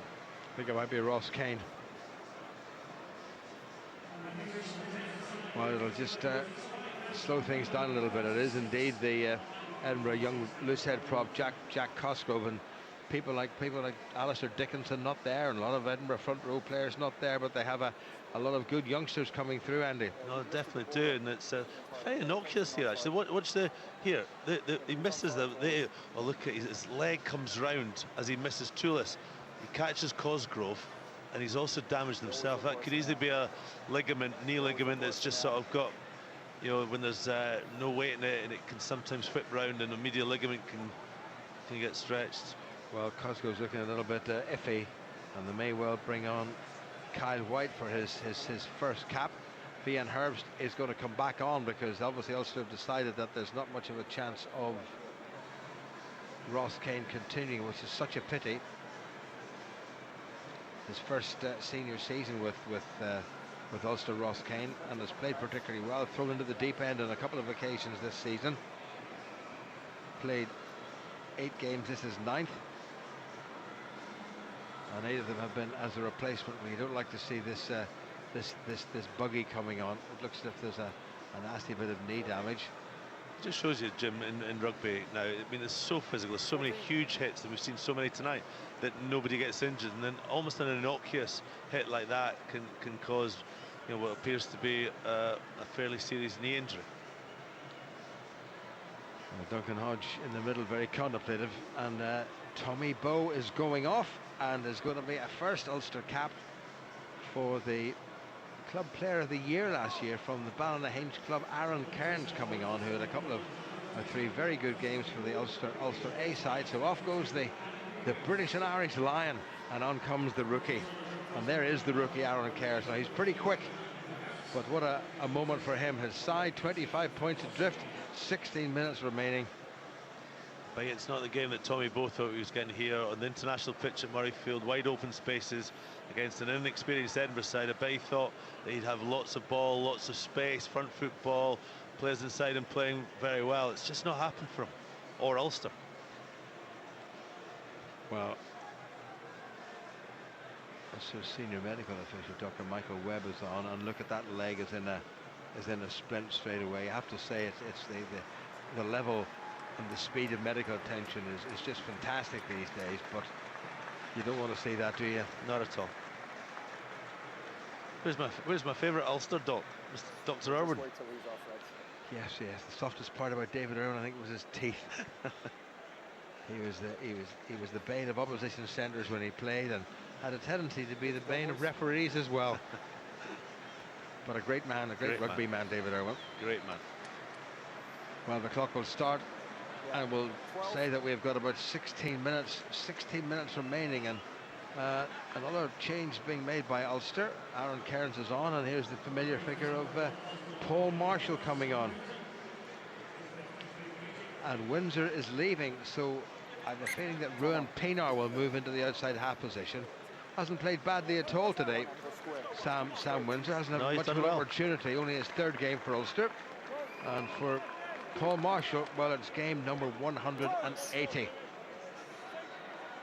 He's only missed a handful of matchday squads in the past 10 years. Again, you look at the value that Ruan Pienaar brings to Ulster, that you can bring on Paul Marshall and move Pienaar to 10, and you've still got a top quality operator.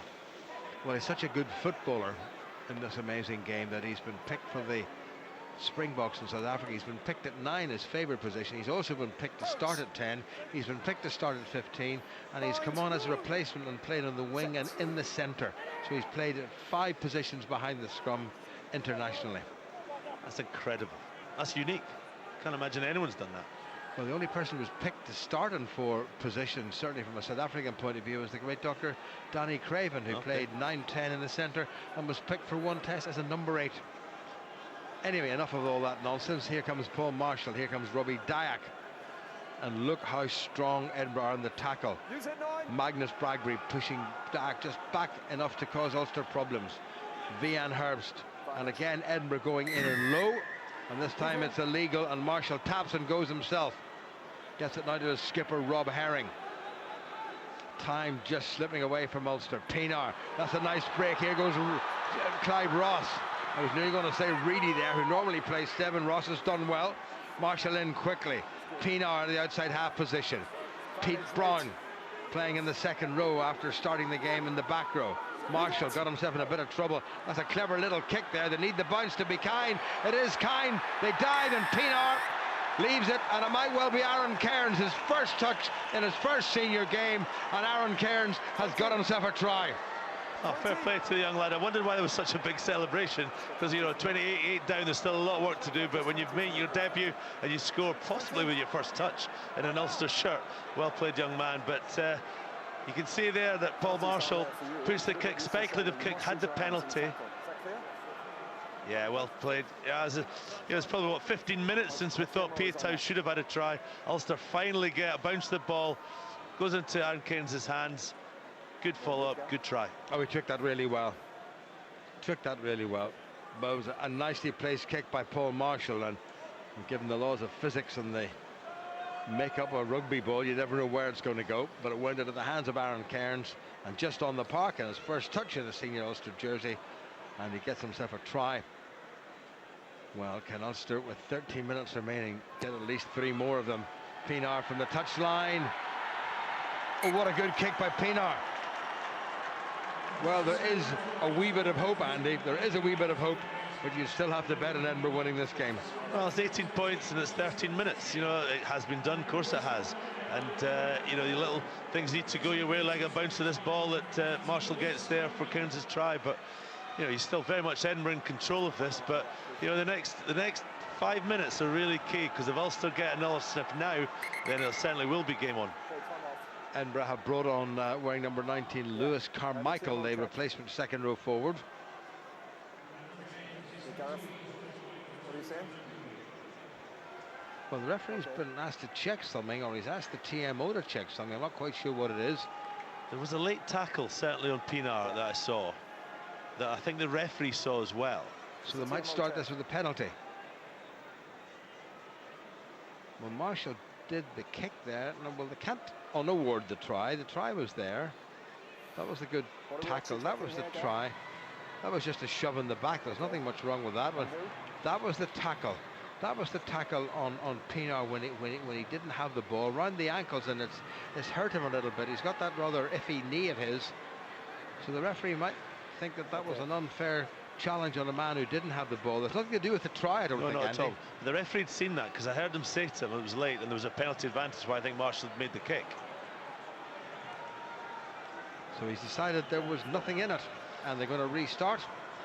That's where I think, and it's going to be Duncan Hodge back on the field again.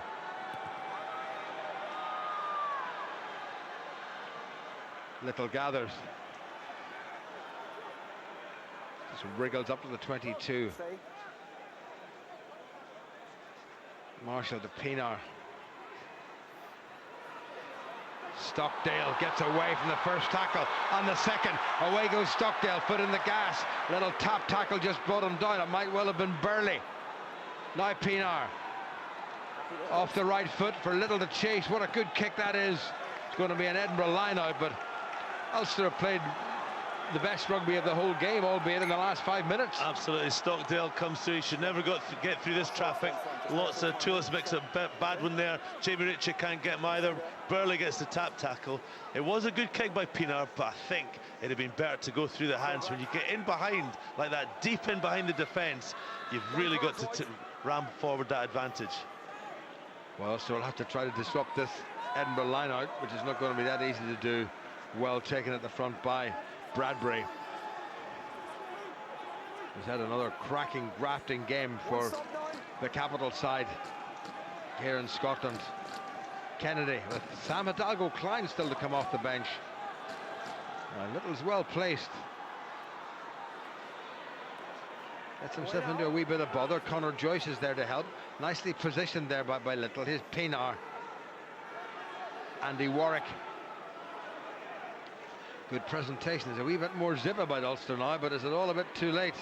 And again, Edinburgh's in your face. First off, tackling is successful. Pienaar. Is Cairns. Got himself manhandled, but made the ball available. Dyack gets it away. This is good stuff. Ross, better now. Here's Warwick. Good turnips. Speed by the prop forward. Little, wee chip and chased by the young fella. Oh, it's gone loose. And Little shoves the Edinburgh player into touch, and that's going to give Ulster the line out. Just 10 minutes remaining, Andy. Don't think Ulster can make it, but they might be able to close the gap. Well, they still could. Certainly a bonus point is within in their grasp, because they've just upped their tempo, they've upped their pace. It's coincided with Marshall coming on and Pienaar going to 10. I have to say, it's just been an injection of pace and an attitude almost in many ways. And conversely, Edinburgh have just falling off a couple of tackles that they weren't doing. So, you know, it's going to make last 10 minutes 18 points. And so you see what happens. Well, worrying times for Les Kiss, and with him the Ulster forwards coach Alan Clark. Duncan Hodge not giving very much away. Of course, enshrined in the history of Scottish rugby for his match-winning and Calcutta Cup-winning try against England some years ago, when a certain Andrew Nicholl was the captain. That was one of the great days. It was a great day. You've dined out in that a time or two, haven't you? And it wasn't just his try. He scored all 19 points, Hodgie did that day. Fabulous day. Sad to say 16 years ago, Jim. Gosh. Ah, just what Ulster didn't need to lose that possession. Kennedy tries to get away from Herring and does so. It's gone into touch, and Ulster will have the line out again. You know, that's what a kick that is from Sean Kennedy. They get the turnover from the line out, but he was under severe pressure from Herring, and from no angle whatsoever. That could easily have been a line out on the 5-yard line. As it is, it's on the 22. Still a good position. That was a great kick from Kennedy. Dyack, Clive Ross at the back of the Ulster line out. Better this time, Marshall. Nicely away to Pienaar. Good flat pass. Look, Marshall on the charge. Just held up briefly by Damien Hoyland. Here's Paul Marshall inside to Stockdale. What a try this is going to be for Jacob Stockdale. Oh, power and pace and aggression. He ran the perfect angle. I've always had a theory that this fellow is going to make the big time, and you can see why. Yeah, very much so. I mean, that was a team try as much as anything. He finished it off, but it was well executed, well communicated. It was a good line out to get going. Hit it up in the middle. This is a planned move, phases, you know, 2 phases in, because what happens next was the pass inside to Stockdale, and they opened up, the defence opened up, and they got it. Now it is game on. Pienaar adds the points, and Ulster are creeping ever closer to, well, at the very least, a losing bonus point. We have about 8 minutes remaining, and it's Edinburgh 28 and Ulster 17. What a finish by Stockdale. It was a good planned move. We can see here, great play back inside. No defence there. As I say, there's been an injection of pace from Ulster. At the same time, Edinburgh have just dropped off a wee bit. But Rob Herring, I've been critical of him so far throughout the game and some of his execution, but that was bang on. John Andrew has come on. There's the man of the moment, albeit a brief one, Jacob Stockdale. Sean Reedy gets away from the first tackle, but is put to ground by the second. Marshall. John Andrew straight into it.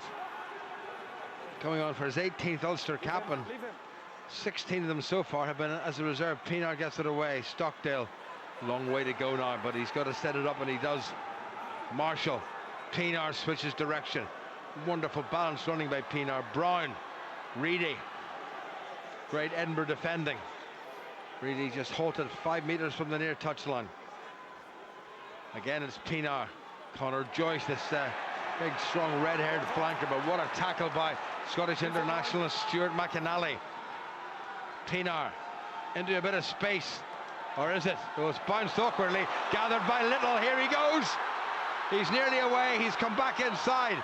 Well, Ulster's youngsters showing some of the more experienced players how it should be played, and they do give away the penalty, and Ulster will be furious about that. Yeah, just about every decision, every bounce the ball has gone against Ulster so far tonight. And then there, when that speculative chip came out from Pienaar, you think, you know, it went into an Ulster, and he thought, this is it, turning it around. You see, Edinburgh defence has been good up to that point. This goes over Michael Allen, it goes to Little, and you think, this is it, this is now an opportunity for Ulster. Still in good position. And a penalty occurred. And Edinburgh have taken full advantage, and with 6 minutes remaining, they find themselves back into Ulster territory. And you never know, Jim, that might have been the moment. If they've been able to recycle it and not give away a penalty and got in behind, that could be the moment to get the next try, which gets the bonus point and gives it a chance in the last 5 minutes to get the win, which, let's be honest, 12 minutes ago, we weren't even thinking about that. Certainly not. Ben Toulis takes it in. Ulster just stand and let him go forward. Jamie Ritchie tidies it up. Andrew mustn't give away the penalty. Ulster told to get back behind the back feet of that ruck situation. Kennedy, who's been terrific at the base of the Edinburgh forward effort, sets it up. Joyce has to move. Kennedy again, taken on by the outstanding Bradbury. Ripped away by Ulster and by Sean Reedy. Here's Piatow. Was that the right thing to do? Stockdale's dropped back. Good work there by Blair Kinghorn, who's had a quiet second half after an outstanding first. And Edinburgh have kept possession. Taken on once again by Edinburgh, and Kennedy drops it backward, and that was knocked forward. All the pressure coming through, but 4.5 minutes to go, and Ulster, well, if they can get themselves a try here. 15, 13. Time off, 13.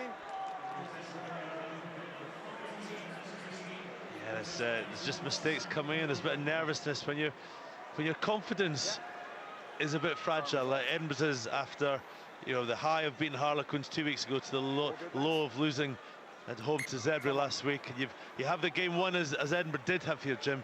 Just a little bit of confidence, you know, the lack of confidence creeps in and they get a bit nervous, and Hoyland just snatched at that ball there. They've still got 11-point advantage and there's 4 minutes to go. You got to think they hold out for that. Well, just on the lower side of your screen, some of the All-Ireland League fixtures involving Ulster clubs. But this Ulster senior side has a lot to do, and here's one of the try scorers, one of the brighter lights, one hopes for the future. Aaron Cairns setting it up. Pienaar. Luke Marshall moves it wide to Little. Oh, I'm not sure that was the wisest thing to do, but it's come off the Edinburgh replacement, the Sam Hidalgo-Klein. That's going to be, oh no, it's gone into touch. It's going to be an Edinburgh ball. Well, 3.5 minutes to go. I think it's all up for Ulster, Andy. Yeah, I think, you know, it was that, honestly, go back to that breakout from the kick, and the penalty conceded on the far side might have been the moment. And yeah, Edinburgh just, you know, you think now a couple of line-outs, a couple of sensible plays, play the field position, then they can see out this game. McAnally throws. Bradbury takes. Pete Brown challenges. Being held in. He's got to get back onside, though. He's got to make the effort. And this is good, sensible, attritional forward play from this Edinburgh side, who, apart from a little brief 10-minute spell, have outplayed Ulster. And they're still moving forward. And there's a little bit of accidental offside there, and Ulster will get the put into the scrum.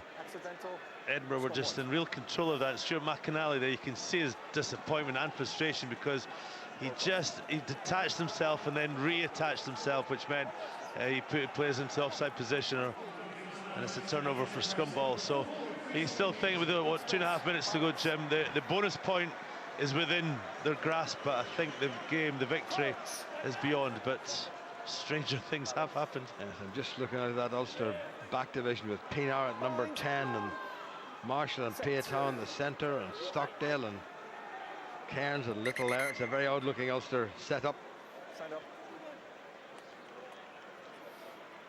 Of course, the clock will tick away, and it will tick away in Glasgow's favour, because unless the referee says stop the clock, it'll keep on going, and this is going to play right into Edinburgh's hands, and they will take this with immense gratitude, no doubt.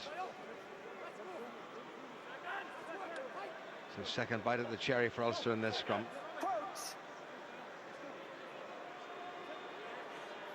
Bradbury playing on the near side for Edinburgh as a blindside flanker. Marshall must get it in. No, you're straight down. See, this is the problem is it's gone straight down. But I'm not criticising Paul Marshall, but the clock is still running. And this, Jim, I think this is where the law's an ass, because, you know, I I know if you stop the clock for every scrum, we could be playing for over, you know, a week and a half. But you know, if you look from Ulster's perspective, you're now the game's gone, and the bonus point is getting close to going as well. Well, they're now just about, in fact they are as we speak, into the very last minute of normal playing time here at Murrayfield. Ulster absolutely blitzed in the first half, and at one stage 28-3 down. It's now 28-17. It's been tough to hook that ball. Andrews managed to get a foot round and get it back. Marshall, Pienaar. Is there one last something from Ulster? Piatow. The answer must be no. He's knocked it forward, and 30 seconds remaining, and that last little fumble really sums up Ulster's evening. Stockdale's got himself hurt in the middle of all that. Score of Ulster's second try, and surely Edinburgh, well, they may well think about still going for that bonus point, which they've never achieved before against Ulster, to the best of my knowledge. Taken on by loosehead prop Kyle White in his first appearance for the capital city side. 10 seconds remaining. This was an away game that Ulster, I would suspect, probably has targeted, but it hasn't worked out like that for them. There'll be a lot of soul searching done next week. Ulster have a few weeks off before the visit of Zebra to the Kingspan Stadium in Belfast, and that is a must-win game. So we've now played 80 minutes, and into touch by the outstanding Mr. Kennedy, Sean Kennedy for Edinburgh. And Ulster have lost this one, and I'm sure there's no complaints. Andy Nicol, briefly. No, they can't. No complaints at all. Edinburgh fully deserve it. Ulster gave themselves a glimmer of a hope there late on in the second half, but not good enough tonight, and it was a poor performance. 21-3 to Edinburgh at half-time. Then it was 28-3. Ulster came back and scored a couple of converted tries, but it wasn't enough. Too many mistakes, too many missed tackles, under pressure right from the outset, and Edinburgh have won this game. And Ulster have conceded, well, 3 tries, certainly better than 4, but the final score here at Murrayfield, Edinburgh 28, and rather disconsolate Ulster 17. Well, better from Ulster in the second half, but ultimately it's a very frustrating, disappointing defeat for Ulster. How would you assess that performance and result tonight? Well, I don't know if the first half is something that you can just draw a line under and kind of forget about it and move on.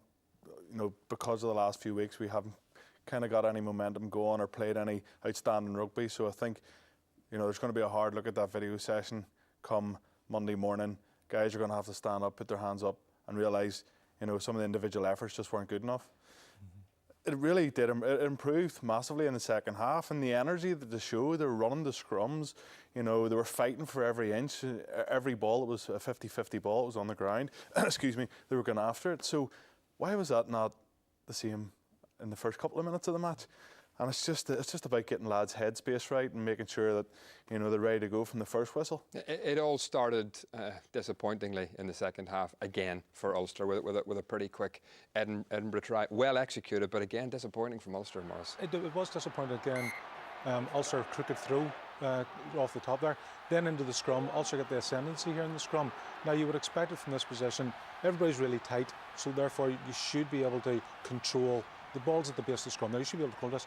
What happens here is upright, one hand over, and there's no cover, and he's away straight down the blind side. You know, the back row there just need to pounce there and turn that, you know, into an attacking play for Ulster and get a counter ruck and set down another marker. The back row, I don't know what they're thinking. You know, it's just kind of letting guys break through a tackle. You know, a bit of a fortuitous bounce there to get in for the score, but. Oh, I don't know. You know, something like that there just really annoys me. We thought after that it was just going to roll on to, you know, another episode of the first half, more scores coming in, but thankfully also give themselves a bit of a shake. Should Charles Piatow try have been awarded, and if so, could it have been a different game? We said at the time that you know, it's hardly going to be a game-changing moment. In fact, it turned out to be a game-changing moment. I mean, it's a great bit of skill. We talked, you know, in the first half there about the kicking was inefficient. You kicked to regain possession. You see here, Ruan identified a flat defence, and that's a perfect score. There's absolutely no reason why that should not be allowed. His momentum's going forward. He doesn't knock it on here. It hits the ground, and he then gets the downward pressure on that ball, and that is a perfect score. In slow motion, possibly the TMOs decided that there has been a set of them. Even in slow motion, it doesn't look as if it's a knock-on, but that has become a defining moment within the game. I just don't know how you can't give that try, you know. unless he's seeing something that everybody else isn't, that it was 100% a try, and if I was Les Kiss, I would be very unhappy with that decision. One Ulsterman may go home with a slight smile on his face, at least for a while. It was Aaron Cairns. First game, first touch, first try, not bad. It's brilliant to see Ruan taking the ball to the line there, you know, getting guys into the game, and you know, it's just kind of getting a bit of momentum. Guys running onto the ball, getting a penalty here. Paul Marshall realises that he's got a penalty. No throwing the ball down and taking a quick tap. Using a 50-50 and a lifeline there, and there it is. There's a try. Yeah. Simple as that. And again, kicking to regain possession. The question you have to ask: why Ruan Pienaar is the third out half on that pitch there today? He went through Hearn, went through Windsor, and Ruan should have been in from the start. He's composed. He's got composure, he's class, and his game management is exceptional. So why did we not start with Ruan Pienaar at number 10 to start off with? Stockdale try was a highlight for Ulster second half as well, albeit too little too late. You know, Ulster are renowned for this move. I think Les Kiss stole it off Joe Smith a few years ago. Remember Rob Carney bursting through against Claremont a number of years ago. But it works time and time again, and everything was done to perfection there. And you know, it was just a great line from Stockdale. Bang, on the pace. He's a big fella, and there it is. A nice little try. Which was a good result for him, because he became the focus of Ulster's attack when he came on after 42 minutes. I mean, they took Hearn off in the blue Stockdale end. Everything he did was direct, and it was forceful, and it had energy about it. Similar to the Tommy Bowe try, of course, from a few weeks ago. Ulster have stayed fifth in the table tonight because of how some of the other results have gone. But where does that leave Ulster at this stage of the season, and how many problems are they in after losing that game tonight? I think it's the confidence again. You know, they're used to going away to Edinburgh, putting in a good performance, usually getting a victory. You know, we were favourites going into this match. But it's just another blow that we didn't need. It's been a tough few weeks, and you know, the boys need to just regather themselves and, you know, take a look at themselves on Monday again and say, right, how are we going to fix this? And as I said before, you know, it's the lads. You know, people can point fingers at the coaching staff and everything else, but at the end of the day, there's 23 men on that pitch that need to take responsibility, and they just haven't done that over the last couple of weeks. 2-week break, of course, the next game against Zebra. Quick prediction tomorrow: Ireland, New Zealand. Yes, no for Ireland? No. You've always got a chance, but I'm going to say no. Always got a chance. Okay, tough game. Stephen Morris, thanks very much indeed. That's a disappointing night. Ulster taken out by Edinburgh. Bye-bye.